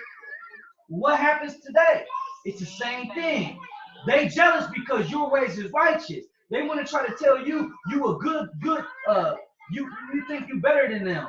You think you're greater than them. This, that, and another. They always hit you with all these things, which goes back now. 1 Timothy chapter 4. 1 Timothy 4, verse 1. Because a lot of people think, oh, you can't stop sinning, right? No, yes, you can. Somebody need to help them with that. 1 Peter chapter 4 and 1, he says, for as much then as Hamashiach has suffered for us in the flesh, arm yourselves likewise with the same mind. So when Philippians 2 and 5 talks about let this mind be in you, which is also in him, or let the attitude be in him, that's what he's talking about. This got to be your attitude. This got to be your mind. It says, for he has suffered in the flesh, has what? Ceased from sin. What does that mean? You're going to suffer because you don't do the things that your flesh desires to do. My flesh desires to go to the party. My flesh desires to be wanted. Come on, man. My flesh desires for people to think that I'm a good person. These are the very things that can get you trapped. So let's deal with it. Lay aside every what? Weight. You know how he deals with weight first? He don't even deal with the sin. Because it's the weight that causes you to sin. Because it's the pressure. It's the pressure that's the weight that causes you to sin. He kept putting himself around Delilah. And it was the weight of her saying things to him. You don't love me. You don't love me. You don't love me. And then finally he said all that was what? In his heart, when Proverbs 4 and 23 tell us to what? Guard our heart, for out of it flows the issue of life. You guard your heart by Psalm 19:11 because you hide the Torah in your heart that you sin not against Yah. But now you don't allow people to get inside of you to the point now you're not guarding your heart by keeping his commandments and you're doing what pleases them and not what pleases him. So then when this happened, it said he raised up like he did any other day, but didn't know that Ichabod happened. The glory of Yahuah had departed from him. See, there's so many people walking around in Ichabod and don't even know it. But then the one thing he did say to them is he said, what? Give me my strength that I might destroy my enemies. This one last time. He didn't just destroy the enemies that we thought was his enemy. He destroyed himself because he was his greatest enemy. We are our greatest enemy because we don't lay aside these ways, because we don't delight in him in our inward parts. Like, man, I'm telling you, I'm not saying that it's wrong to watch TV. I'm not saying that it's wrong to watch a movie. I'm not saying that it's wrong to go to the mall. I'm not saying it's not wrong to like a certain dress. See, people like to say that, oh, you can't love anything that is in the world, or the love of the Father is not in you. It's not what he's saying. I love the clouds. I love the trees. But I don't love them more than him. That's what we're dealing with. When you tell him about the love of thee, what did he tell you? He said, is it wrong to love your children? He says to love your children, right? But not more than him. So when we deal with this love, we got to understand he's not telling you can't love this. You can't love that. See, what we do is we become religious and allow these demons to come inside of us to put all this weight on side of us that we can't even live, right? So now a woman walk around and think that she can't wear a certain outfit because he don't like it. Who said that? Did a man tell you that? Or did the Torah tell you that? Did that inside of you tell you that? You got to understand, you need to learn how to live off the Ruach inside of you and stop living off the Ruach of man. Come on, y'all. Because there's a spirit of man and a spirit of God. See, we got ourselves caught up in this religious mindset that we got so much weight inside of us that we rebel against the Most High in secret. Because we don't want people. Come on, y'all. Y'all so fake because y'all don't understand the Most High with you always. So then people be like, oh, I don't like that, but secretly inside they like it. Come on, y'all. That's a divided heart. Come on. The Most High is telling us to get up out of that mindset.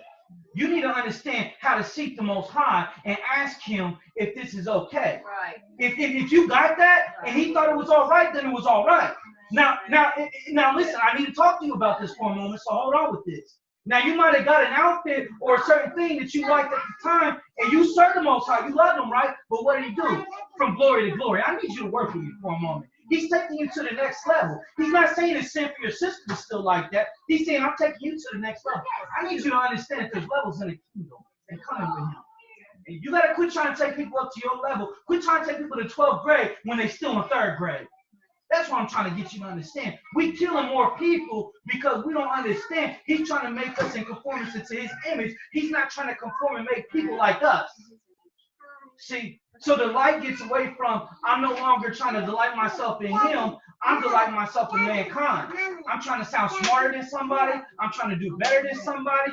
You know what? As a matter of fact, I won't even go to some kind of comedy because I don't want to think that that's wrong. But inside, I like that. Well, guess what? If you ain't desiring the comedy over the Most High, because let me tell you right this, I like watching TV. I'm not going to fake the funk. I ain't got nothing to fake with, right? I like watching my TV shows. I do. I like my crime shows. I like all that stuff. That's what I like, right? But if you get me in a room, I'm not going to break down criminology to you. But I will break down the scripture. So you need to ask yourself, did me watching the show take me away from his presence? No. There's been times where I was on the bed watching the show and he done gave me a word. I'm trying to think, I'm like, man, you know what I'm saying? Like right now, I'm what? Do we want to go up there? Hold on. First off, that's a drive to come up here. Huh? I'm going to tell you what the flesh said. Everybody don't come to the house. Why should I go there? I'm going to be honest with you. That was flesh all day. And you know what the Most High said? Shut your mouth. You go up there and serve. Why is that even a question in your mind? That's why you called me and asked if I wanted to go. I'm thinking, no, I asked her. When did you do that? I asked her because I knew what I wanted to do. Right? So I was testing it on her because I knew what she wanted. She really wanted to stay home. I already knew it. But I knew what I was going to say to her anyways. A part of you would have stayed, probably. Maybe not. I forgot about it, but I didn't want to stay. I would have stayed. I'm just going to tell you the truth. But that inside of me was greater. But see, that's what you need to understand. Like, this is where we got to be real with each other. That's what he's talking about. Take off your falsehood. Like, you can't even be real with each other, man. That's sad. That's sad that you got to walk around here and put on some kind of face or do some kind of thing to make yourself feel like that. Man, you are an audience of one. You are an audience of one. He made you a little bit different. That's why we went around the room and we try to gift it. Right? We try to gift it because we want to understand that there's some people that excel in certain gifts and we got to give them their place for their acceleration in their gifts. That's why we go around the room and we do these different things. Because your delight in the kingdom is to do what he created you to do. If I created you to play, play. If I created you to preach, preach. If I created you to teach, teach. If I created you to help, help. Quit trying to be who you're not, because you're never going to be happy. And that's why people walk around with jealousy all the time. And that becomes our delight. Exactly. Yeah. Your delight is to do his will. Yes. Yes. It's effortless for me to do the things that I do. I'm free in him. Like when they talk about being free in him, I'm free in him. I'm not in bondage. I don't got anxiety. I don't got tremblings. I don't got trouble. I'm being who I was created to be. You know what I'm saying? If I was a dog, I would bark and it would be effortless. It just comes out. But if I was a chicken, it would be some work to bark. Right. Because I'm not created to bark. It don't mean that a chicken can't bark. Just like it don't mean a dog can't talk. They got all these dogs, they're making them talk. You can't make all dogs do that. Right? Exactly. You know what I'm saying? So the reality of it is it's about being able to get to the point where we can put off this falsehood and truly delight in this Torah and be who we are. You know what I'm saying? You were talking about the flesh because I checked my wrist because I wanted to come, but I didn't want to come because I already told you. I'd still go. Riley not being here with me. It's like I feel like You're alone. you know. It's like all these guys, they're couples. Seriously, I go through that. That was like her partner. I was having and I was having anxiety about coming. Well, I texted you last week. Same thing with Shabbat. It's like I wanted to go for Tiffany, really. But something just wisens up me, and I start getting afraid. I'm by myself. But what's so weird is all those years of Christianity wasn't nuts to go everywhere by myself. But now it's like coming in fellowship, I go through anxiety. It's like it'd be easier just to stay home, you know. And like so when I finished with this Zoom, I thought that's why I called Marissa. I said, "You guys going, or you staying home?" I'm absolutely going, because at the end of the day, my thing is to serve the brethren, right? To serve and encourage and strengthen. That don't mean the flesh ain't there. Let's be honest. Taking thoughts captive. When people talk crazy to me, I'll be ready to go in their mouth. I'm not going to sit there and act like I don't. I'm not a fake person, man. And you could think that I'm less holy or more holy. I don't care what you think at the end of the day. I just know that he delivered me from a dark place where I'd have grabbed you up by your throat before you could even talk crazy to me. You just look crazy at me, I'm going in your mouth, right? He delivered me from that point. Now, there's certain places that I don't put myself in positions for so that I don't act out in the flesh. See, but that's me. That's my story. That might not be somebody else's story. You see what I'm saying? We all need to find out who we are in the Most High and find out where he's taking us and what he's doing. Doesn't mean that you can't corporately be there, but in order to get past that stuff and allow it to be weight to sink you, you have to put off the falsehood and share that. That's what the gatherings are supposed to be, where you can share your insecurity and not have it used against you. You know what I'm saying? Too many people don't share that, because what you'll find out is the very thing that you struggle with is what everybody struggles with. So then it has to do with, not necessarily everybody, but it has to do with, you know what I'm saying, the womanhood. You know what I'm saying? That's something that the woman possesses and has within themselves. Man more likely don't feel that struggle. You know what I'm saying? Maybe he does, but I mean, just like the loneliness, like I feel alone, like, you know what I mean? I didn't deal with that. Like, you know what I'm saying? When it comes to best friends, a road dog, somebody that's gonna go with me, because when I was in the street, I had people that was on my head. You know what I'm saying? And I come into the truth, it'd be like somebody with me, and then it's like, man, JJ, you go too deep, because then people don't want to be around you no more. You know what I'm saying? Or somebody will be around you, and then they won't be around you because you got their brain spinning too much. Like, you know what I'm saying? For real. I know what it is, but I can't help who I am. Like, you know what I'm saying? But the CDCA, I went up there today. The Clark County Combined, the Health District, Combined Health District. Yeah, CDCA. Yeah, right? I was sitting there talking to them, and I had their heads spinning. And they was like, man, you're too much. Like, but this is the reality. Like, you aren't going out there doing anything. You're getting a report, and then you are being the voice for the one that says he went out there and did the research. But is it really happening? That's why I'm trying to tell you that I like the research matters for myself. You know what I'm saying? When we talk about these shots that we're putting in our body, I need you to answer the question to me. You know what I'm saying? When you're up here trying to get somebody a flu shot, you know what I'm saying? One of the ingredients in the flu shot is something that you give dead people. Why are you giving that to the living? Right.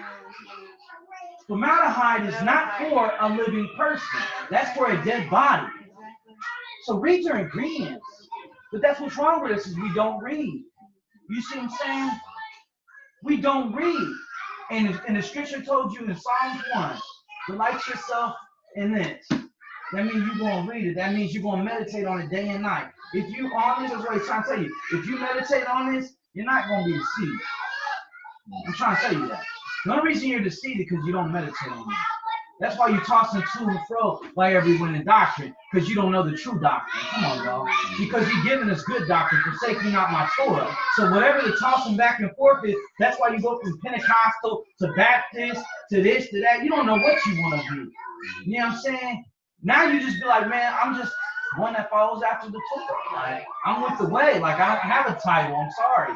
I'm just brother so-and-so. Like, I'm not looking for a label. Even, let's talk about Shaw. He walked around and said, you know, I never did this. It's in Philemon. He basically brought up the fact that he was an apostle. But the whole time, you never hear him mention it. But when he had to check somebody, he brought it up.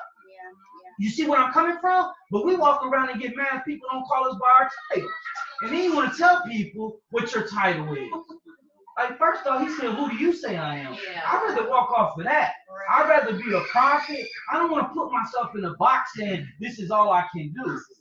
I want to say that you can do every good and perfect gift will be inside of me. He can do every good work through me. He said, if any man cleanse himself from the ladder, he'll be useful for what?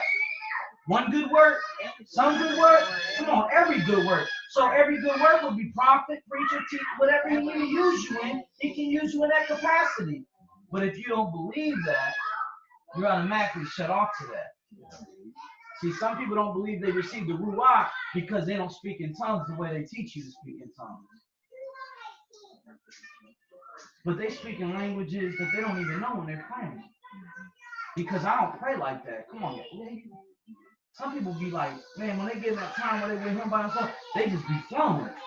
But any other time, they can't do it. You see what I'm saying? Not to dismiss anything, but what's going on is everybody's trying to be like everybody, therefore we can't be nobody. You see what I'm saying? Be who the Most High calls you to be. Operate in your gift. Be free in your gift. Quit allowing yourself to be capsuled by somebody and not being used to your fullest capacity. That's why people don't grow. That's why Torah Tuesday is important. That's why, you know what I'm saying, Sabbath day is important. That's why men's meeting is important. Whatever the Most High calls you to, if he has you go to it, sister fellowship on Sunday, don't be scared to go somewhere on Sunday because you're a Torah keeper. I hear these people say that. If you going in there to set the pace, go in there and set the pace. But if you go in there and it starts to set you, get out. You need to know what you're doing. You know what I'm saying? Like, I'm serious. Like, if you're in a room where, you know what I'm saying, let's be honest, if you got a bunch of homosexuals sitting around you and nobody's checking no homosexuals, then you need to get out the room. I don't know why you keep putting yourself in positions where abominations are being glorified before him, because somebody need to go back to Ecclesiastes chapter 5 and read about them going to the house and how not to give the worship of fools. They all around. They all around. But we sit around and say, oh, well, what am I supposed to do? Who am I supposed to be? Well, you're supposed to be a light. So why would I not send you into a dark place? Why would I not send you somewhere? You know what I'm saying? I'm sending you to a people with an obscured speech. They ain't listening to me. Guess what? They ain't about to listen to you either. But I got to send you in there. Because judge, what he says, first comes warning, then comes judgment. So if you're not going in there with warning, what are you going in there for? You know what I'm saying? Then you got the other side of it, where I don't want to go in there with warning because I know they're not going to listen to me. And now you got these ones that operate like that and want to go their own way. See, so it's just as evil by not going somewhere the Most High told you to go than it is for you not to go at all. So what is it saying? You need to learn how to hear his voice for yourself and quit living around foolish, listening to what everybody says. You need to get by yourself, get with the Most High and ask him. He'll deal with you, man. He can tell me when I'm doing wrong, man. I know when I'm doing wrong. I know when I ain't right. I'm not about to sit here and try to fake the funk with nobody. I don't need nobody to sit around with a check meter and tell me every time I'm doing something. But I'm going to tell you right now, don't try to put no regulation up on me that you trying to put on me. You know what I'm saying? Because I'm clearly okay with understanding what he's going to say. I can go to the grave with that. And some will look at you and say, that's prideful, brother. No, that's called confidence. You need to understand, you confident in them or you're not. But somebody's always going to have something to say. Someone will try to say, you're prideful. If you're a beautiful person, they're going to say you're vain. If you want to work out and keep your body right, they're going to say, vanity, oh vanity. No, I just want to keep myself together because I want to make sure that when the judgment comes or you know what I'm saying, whatever happens, I can move. I'm sorry. I don't want to be a jelly donut. Like, that's me. You know what I'm saying? But I'm not going to put that on you. But I know what I need to do for me. I know what I need to do when I'm sitting on my bed and I'm getting checked because I'm not working out. You know what I'm saying? But I'm not going to put that on you. You know what I'm saying? There's certain things the Most High puts on you, and you need to understand that some things he does and he says is for you. That's why, man, there's a big thing, man. Like, man, I was reading Tobit. I got to say this because it really frustrated me. I heard somebody say something about, who died? What's his name? Kobe Bryant's death, right? They try to say he died because he married someone that wasn't Israel. They had me so hot. But I didn't go on there and say it. And you know what scripture they used? It was a Hebrew. It was first Tobit. Come on, y'all. First Tobit, chapter 4 and 12. Now, this is the issue, because we need to go there, because I want to break this thing down, because it's going to get brought to you one day, because now these so-called brews think they know what they're talking about. But I want to check this, man. I'm so sick of it, and I need to check it, because I'm not going to leave the house without checking it, because it had me so burned up that I was like, no.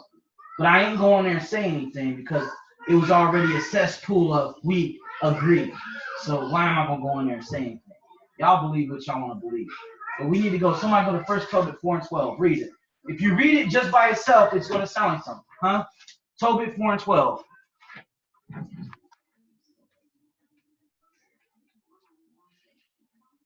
Yeah, I'm so burned up by it. It's etched in my brain of where it's at. Like, and I didn't even memorize it. It frustrated me. You know, talking about putting Tobit 4 and 12. convictions on other people. Tobit 4 and 12. Beware of all whoredom, my son, and chiefly take a wife of the seed of thy fathers, and take not a strange woman to wife, which is not of thy father's tribe. For we are the children of the prophets, Noah, Abram, Isaac, and Jacob. Remember, my son, that our fathers from the beginning, even that they all married wives of their own kindred, and were blessed in their children, and their seed shall inherit the land. See? Don't you dare marry outside your tribe. Now, hold on real quick. We know, as a matter of fact, line upon line, precept on precept.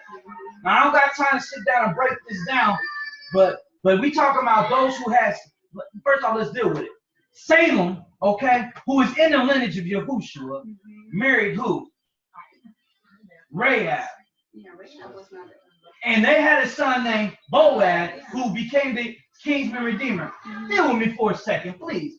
That was in the direct lineage. Now, time out. Listen, I need some help real quick. You read this one scripture, and you done capitalized and caught somebody's mindset to get them brain warped on the fact that, oh, don't marry outside. Now, there was direct law, like, for instance, for someone, in order to be a priest, he had to marry within Aaron's lineage for them to be a priest. They cannot serve in the temple if not. But we got to deal with why.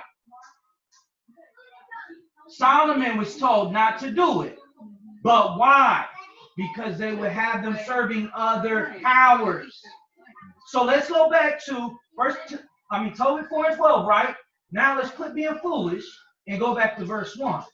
Let's start at verse 1 and read down to 12. And I'm going to break this thing down and show you why he said it to his son.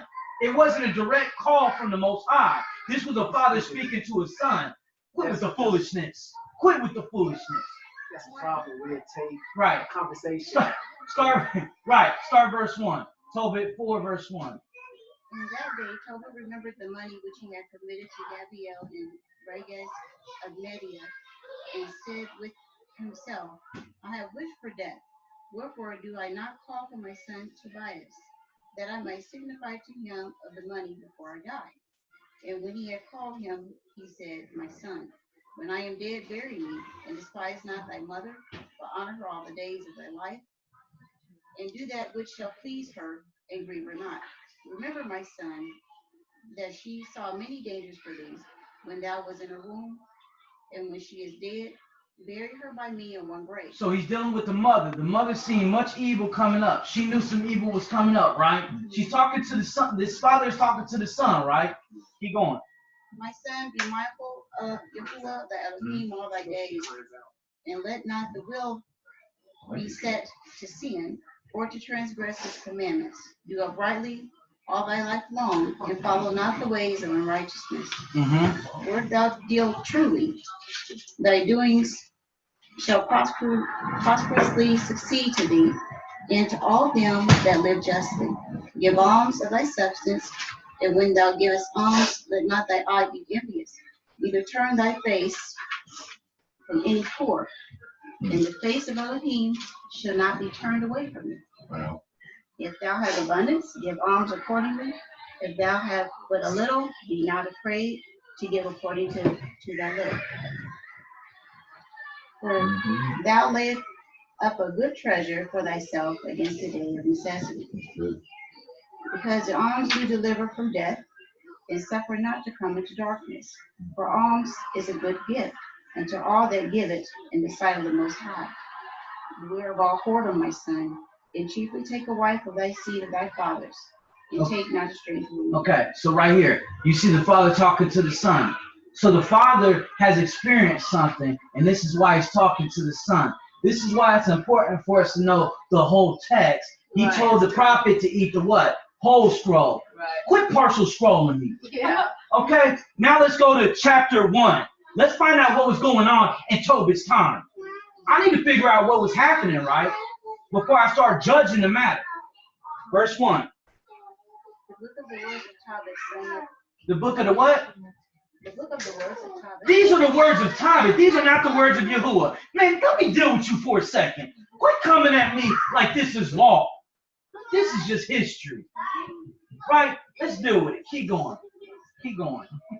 Son of Tobiel, son of Ananel, the son of Aduo, the son of Gabriel, of the seed of Asel, of the tribe of Naphtali, who in the time of... So he came from the tribe of Naphtali, right? That's the tribe he came from, right? Let's deal with that. Keep going.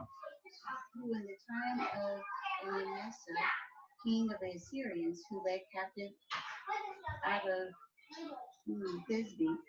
So this is during a what? Captivity. Why is captivity happening? Because people aren't keeping the... Come on, y'all. Let's deal with this. Let's deal with it for a moment. Keep going. So they have a history of not keeping Torah at this point, right or wrong? All right. So I'm telling you to marry someone of our own seed that's going to circumcise their heart instead of marrying somebody that's not of us because they don't keep Torah and you already got a history of not keeping Torah. Hold on real quick, son. Pay attention. Let's keep going. Which is at the right hand of that city, which is called properly Naphtali in Galilee, above Asher. This is important because later on in the scripture, I brought it before with the Gentiles. It's in that message. It talks about them two parts, man, two regions, which are in where? Galilee. Guess what? Where was Galilee? Come on, y'all. Which is where Yahushua was at. In the Sea of what? Galilee. Where did his voice ring from? The Sea of what? Galilee. Keep going. I, Tobit, have walked all the days of my life in the way of the truth and judgment. What did Tobit do? He walked all the days of his life in what? Truth and judgment. Come on. Yeah. Keep going. And I did many alms deeds to my brethren in my nation, who came with me in Nineveh into the land of the Assyrians. Who came with me to what? That's Nineveh, right? Nineveh. That's Nineveh, right? What was going on in Nineveh? Exactly. It reached the what? Heavens. Come on, y'all. Keep going. And when I was in my own country in the land of Israel, being but young, all the tribes of Nephilim, my father fell to the house of Egypt. What happened? What now? This is a father that had a situation. He knows that everybody from his tribe was falling. They weren't keeping the law. What caused them to fall? We need to figure that one out. Let's keep going. So this is a father talking to his son about his history. Let's go.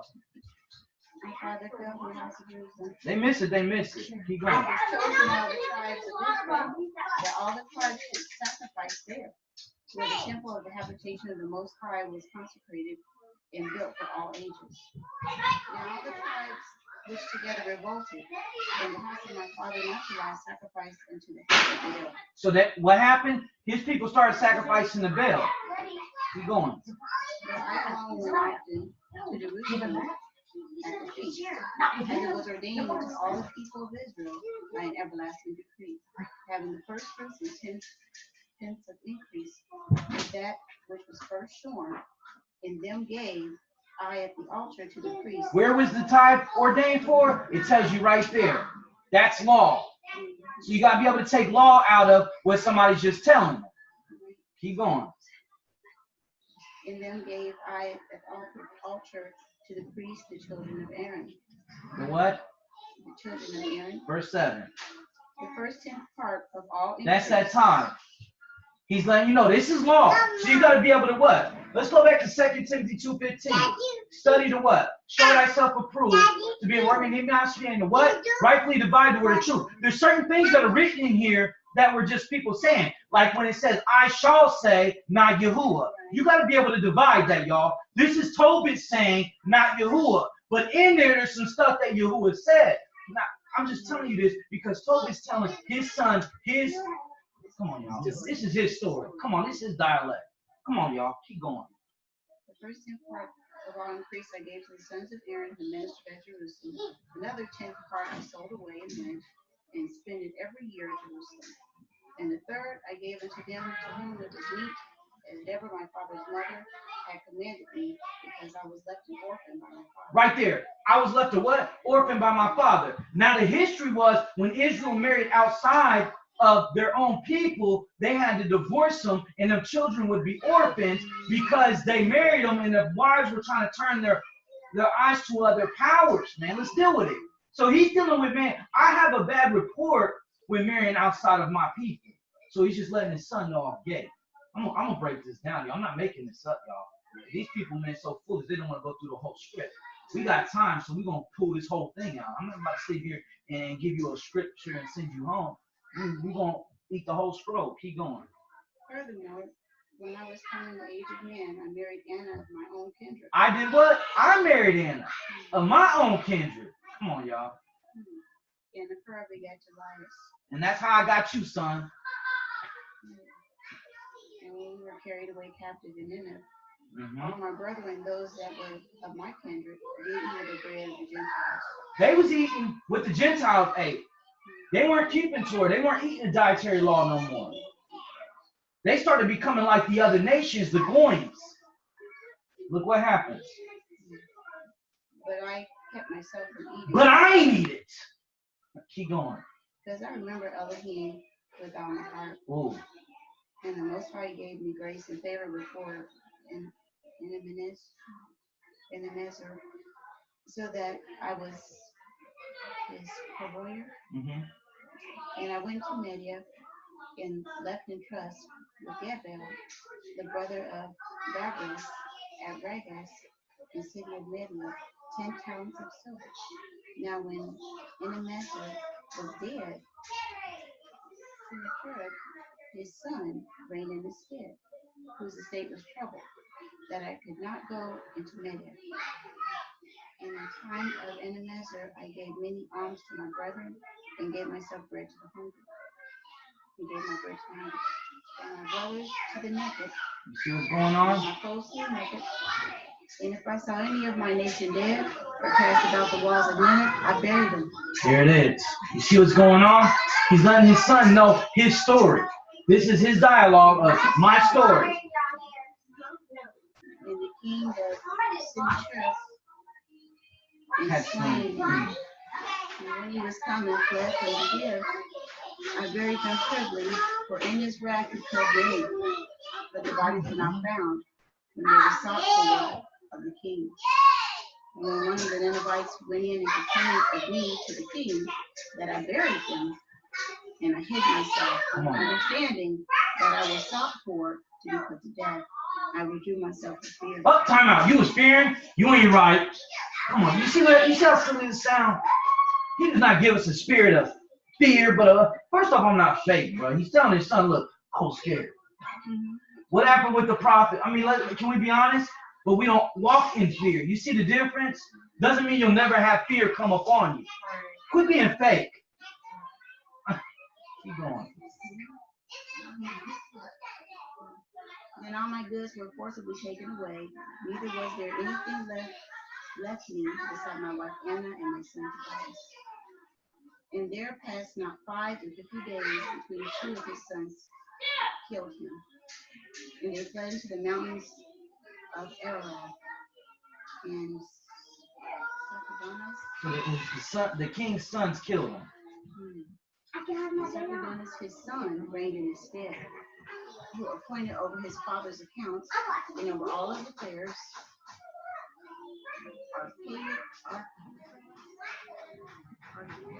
His name is my brother Enel's son. So when you get a chance, these words that you're reading here that are hard, if you Google them, it's going to translate into what your English Bible tells you, okay? So you're going to be able to find out who they are. Okay? So just to let you know. Keep going.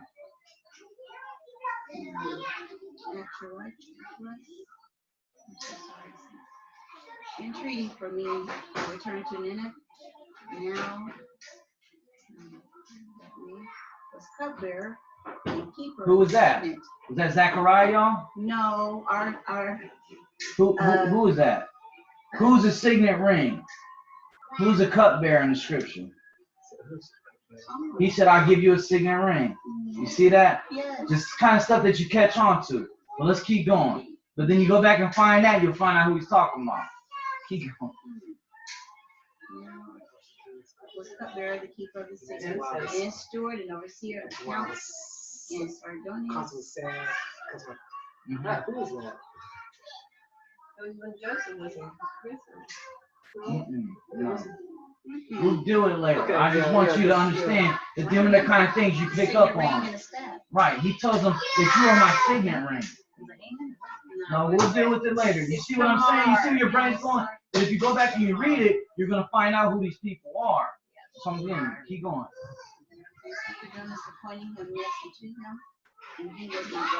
So one of y'all could actually go on your phone and Google these names and figure out who we're talking about.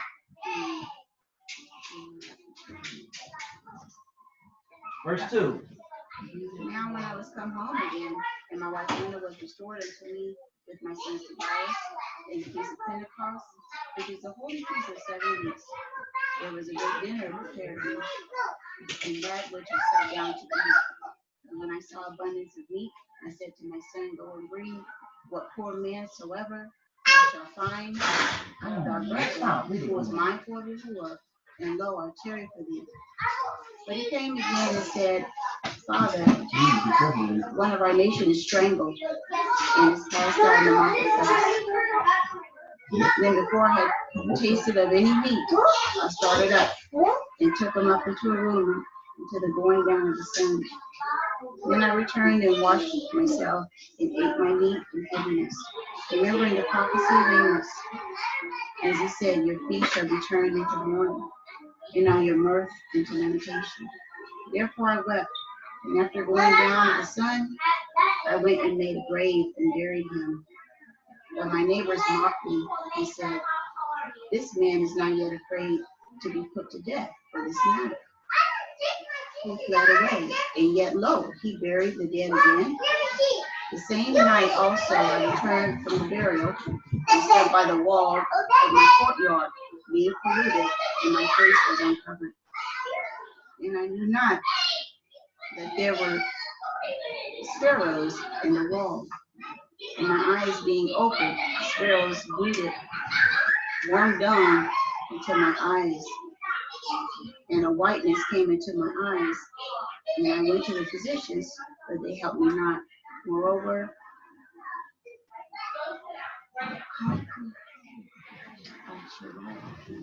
so how you pronounce it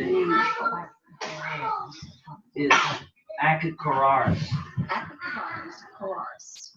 Akakaras did nourish me until I went into Elamus.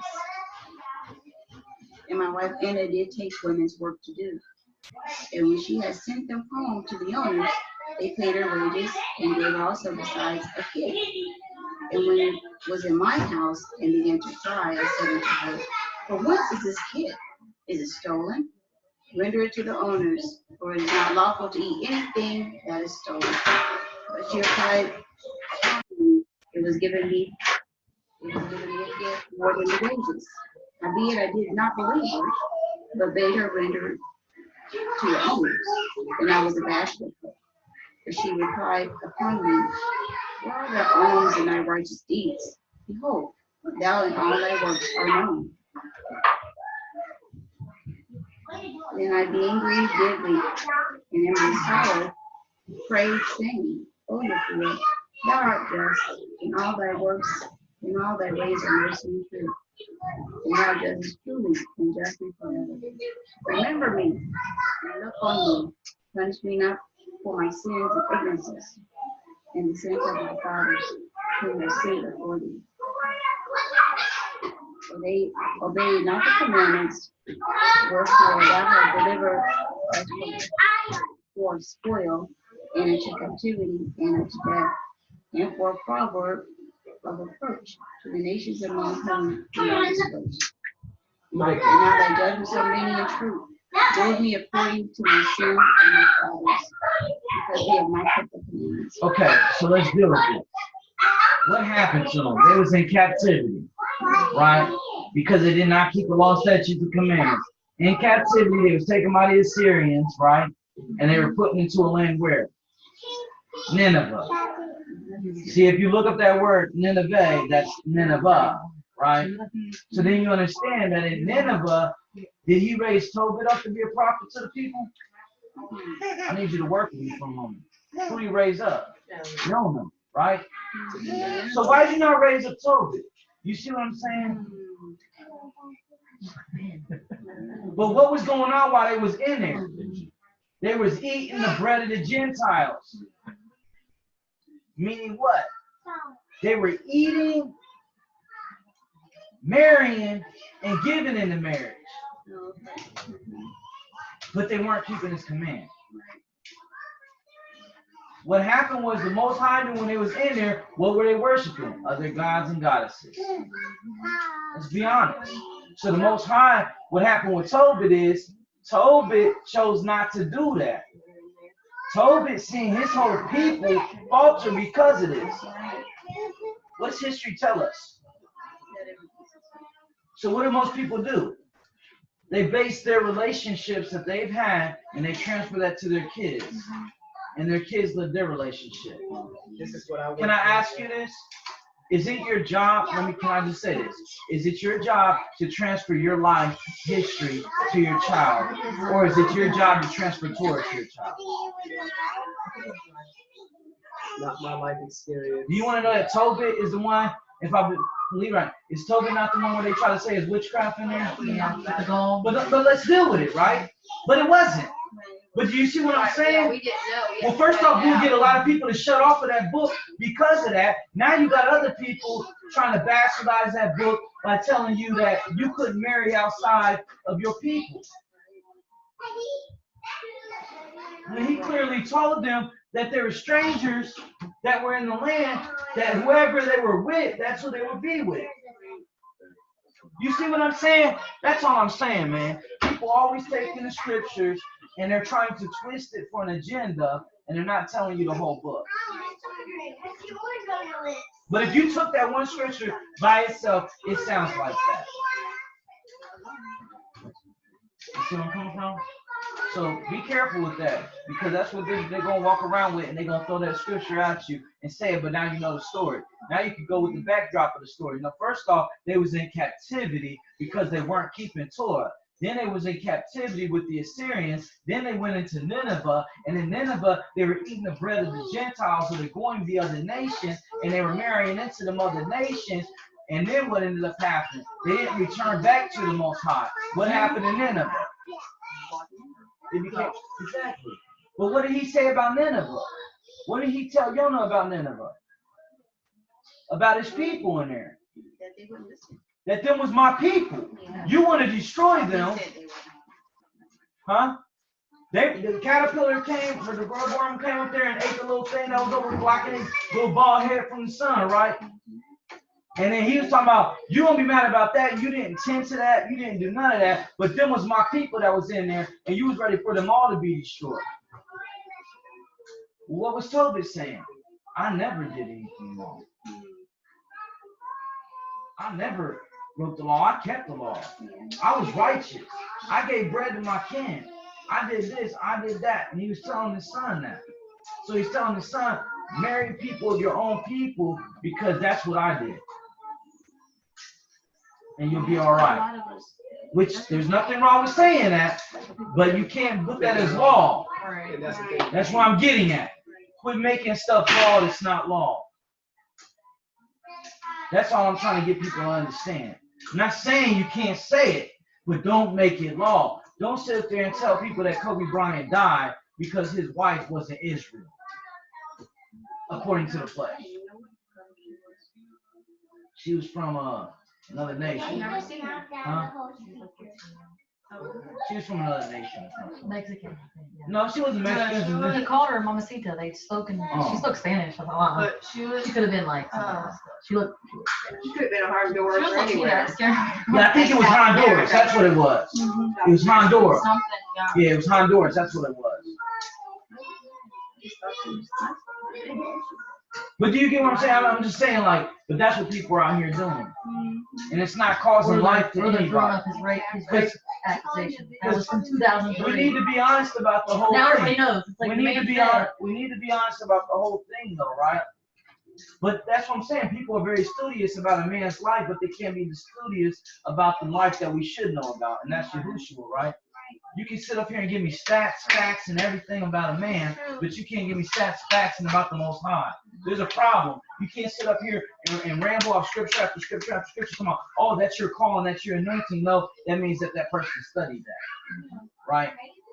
You don't have to be anointed to know law, huh? You can study law and ramble law off to people.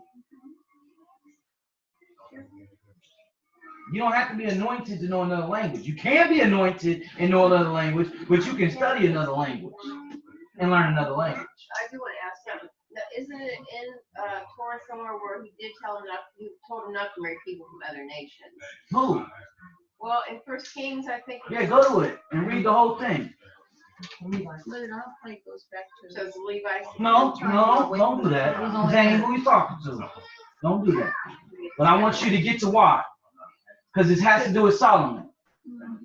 I was thinking. No, let's go to it. First thing, go to it. I'm going to go to the scripture.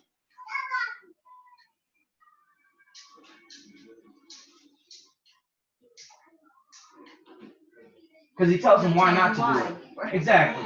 I'm not trying to hear this. We can go there though. Let's go. Yeah, because I thought I did read it. Let's keep going. Go read it. Pull it up. Google it. It'll tell you.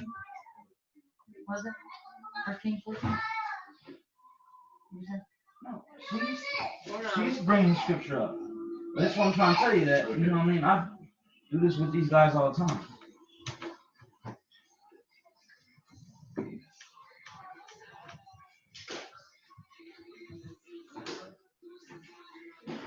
A little funny to me is he was ready to destroy all Israel in the wilderness, but not the other nations. He's the same.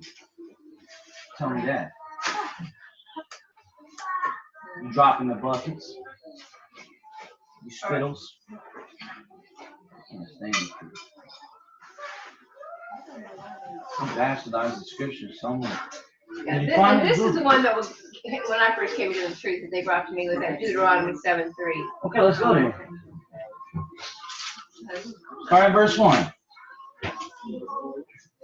I need my other glasses. Hold on a second. I can't see here. I need a light. Oh, I'll read it, don't worry. Okay. Deuteronomy 7. When Yahuah your Elohim shall bring you into the land where you go to possess it, and has cast out what? Many nations. Let's deal with it. He did what? He did what? Okay, he cast these nations out. Let's deal with that. Let's deal with that. We talking about some nations he cast out, right? He says, before you, the Hittites, the Girgashites, the Amorites, the Canaanites, the Perizzites, the Hivites, the Jebusites, 7 nations greater and mightier than you. Let's deal with that. What did he do? All right, deal with that for a moment. Sit on that. He gives you specific 7 people and said he did what? Cast them out. Secondly, he said they're what? Mightier than you. All right, let's deal with it. And when Yahuah your Elohim shall deliver them before you, let's deal with it. We just did it with Saul. He wanted to keep back something for himself. Let's deal with it. What happened to the one tribe? Was it Benjamin that kept the people that wasn't right? And they were ready to go do war with them? Who was it, y'all? The one tribe didn't want to do it. They killed all of them, and they had to marry the strangers to keep their people alive. Come on, y'all. I know who it was. I'm just asking y'all so y'all can know. Right? Benjamin, right? So where was that wrong? Man, these so-called Israelites are the ones that did that. The Most High allowed it to happen. I need you to understand. The Most High don't want something to happen. It's not going to happen, y'all. All right, so let's deal with it. He said he cast them out before him. He said and did what? Smite them and did what? Come on, y'all. Where we at? And what? If he destroyed them, where they at? Work with me for a minute. Man, this is foolishness, man. Where they at? Come on, man. Where they at? Then he says what? You shall make no covenant with them, nor show mercy to them. First off, he did what? He wanted to destroy them and wipe them out. But what did Israel do? They were not obedient. They did not execute what he sent them to execute. Come on, y'all. They were supposed to destroy them, and they didn't do it. Right? Right. What's that got to do with you and me? I'm being honest. What's that got anything to do with you? We're dealing with them right now. So if you want to sit around and make that your way and put that on your back, be my guest. But I must tell you, I don't know who in the world they even was. I can make my assumptions. I can tell you what the theologian tells me, but he didn't directly tell me that. I'm going to tell you what he directly told me to do. Keep the Sabbath. Do not eat unclean meats. Do not mingle with this and that. Do not get drunk in strong drinks. Come on, man. Do not eat blood strangled, which some people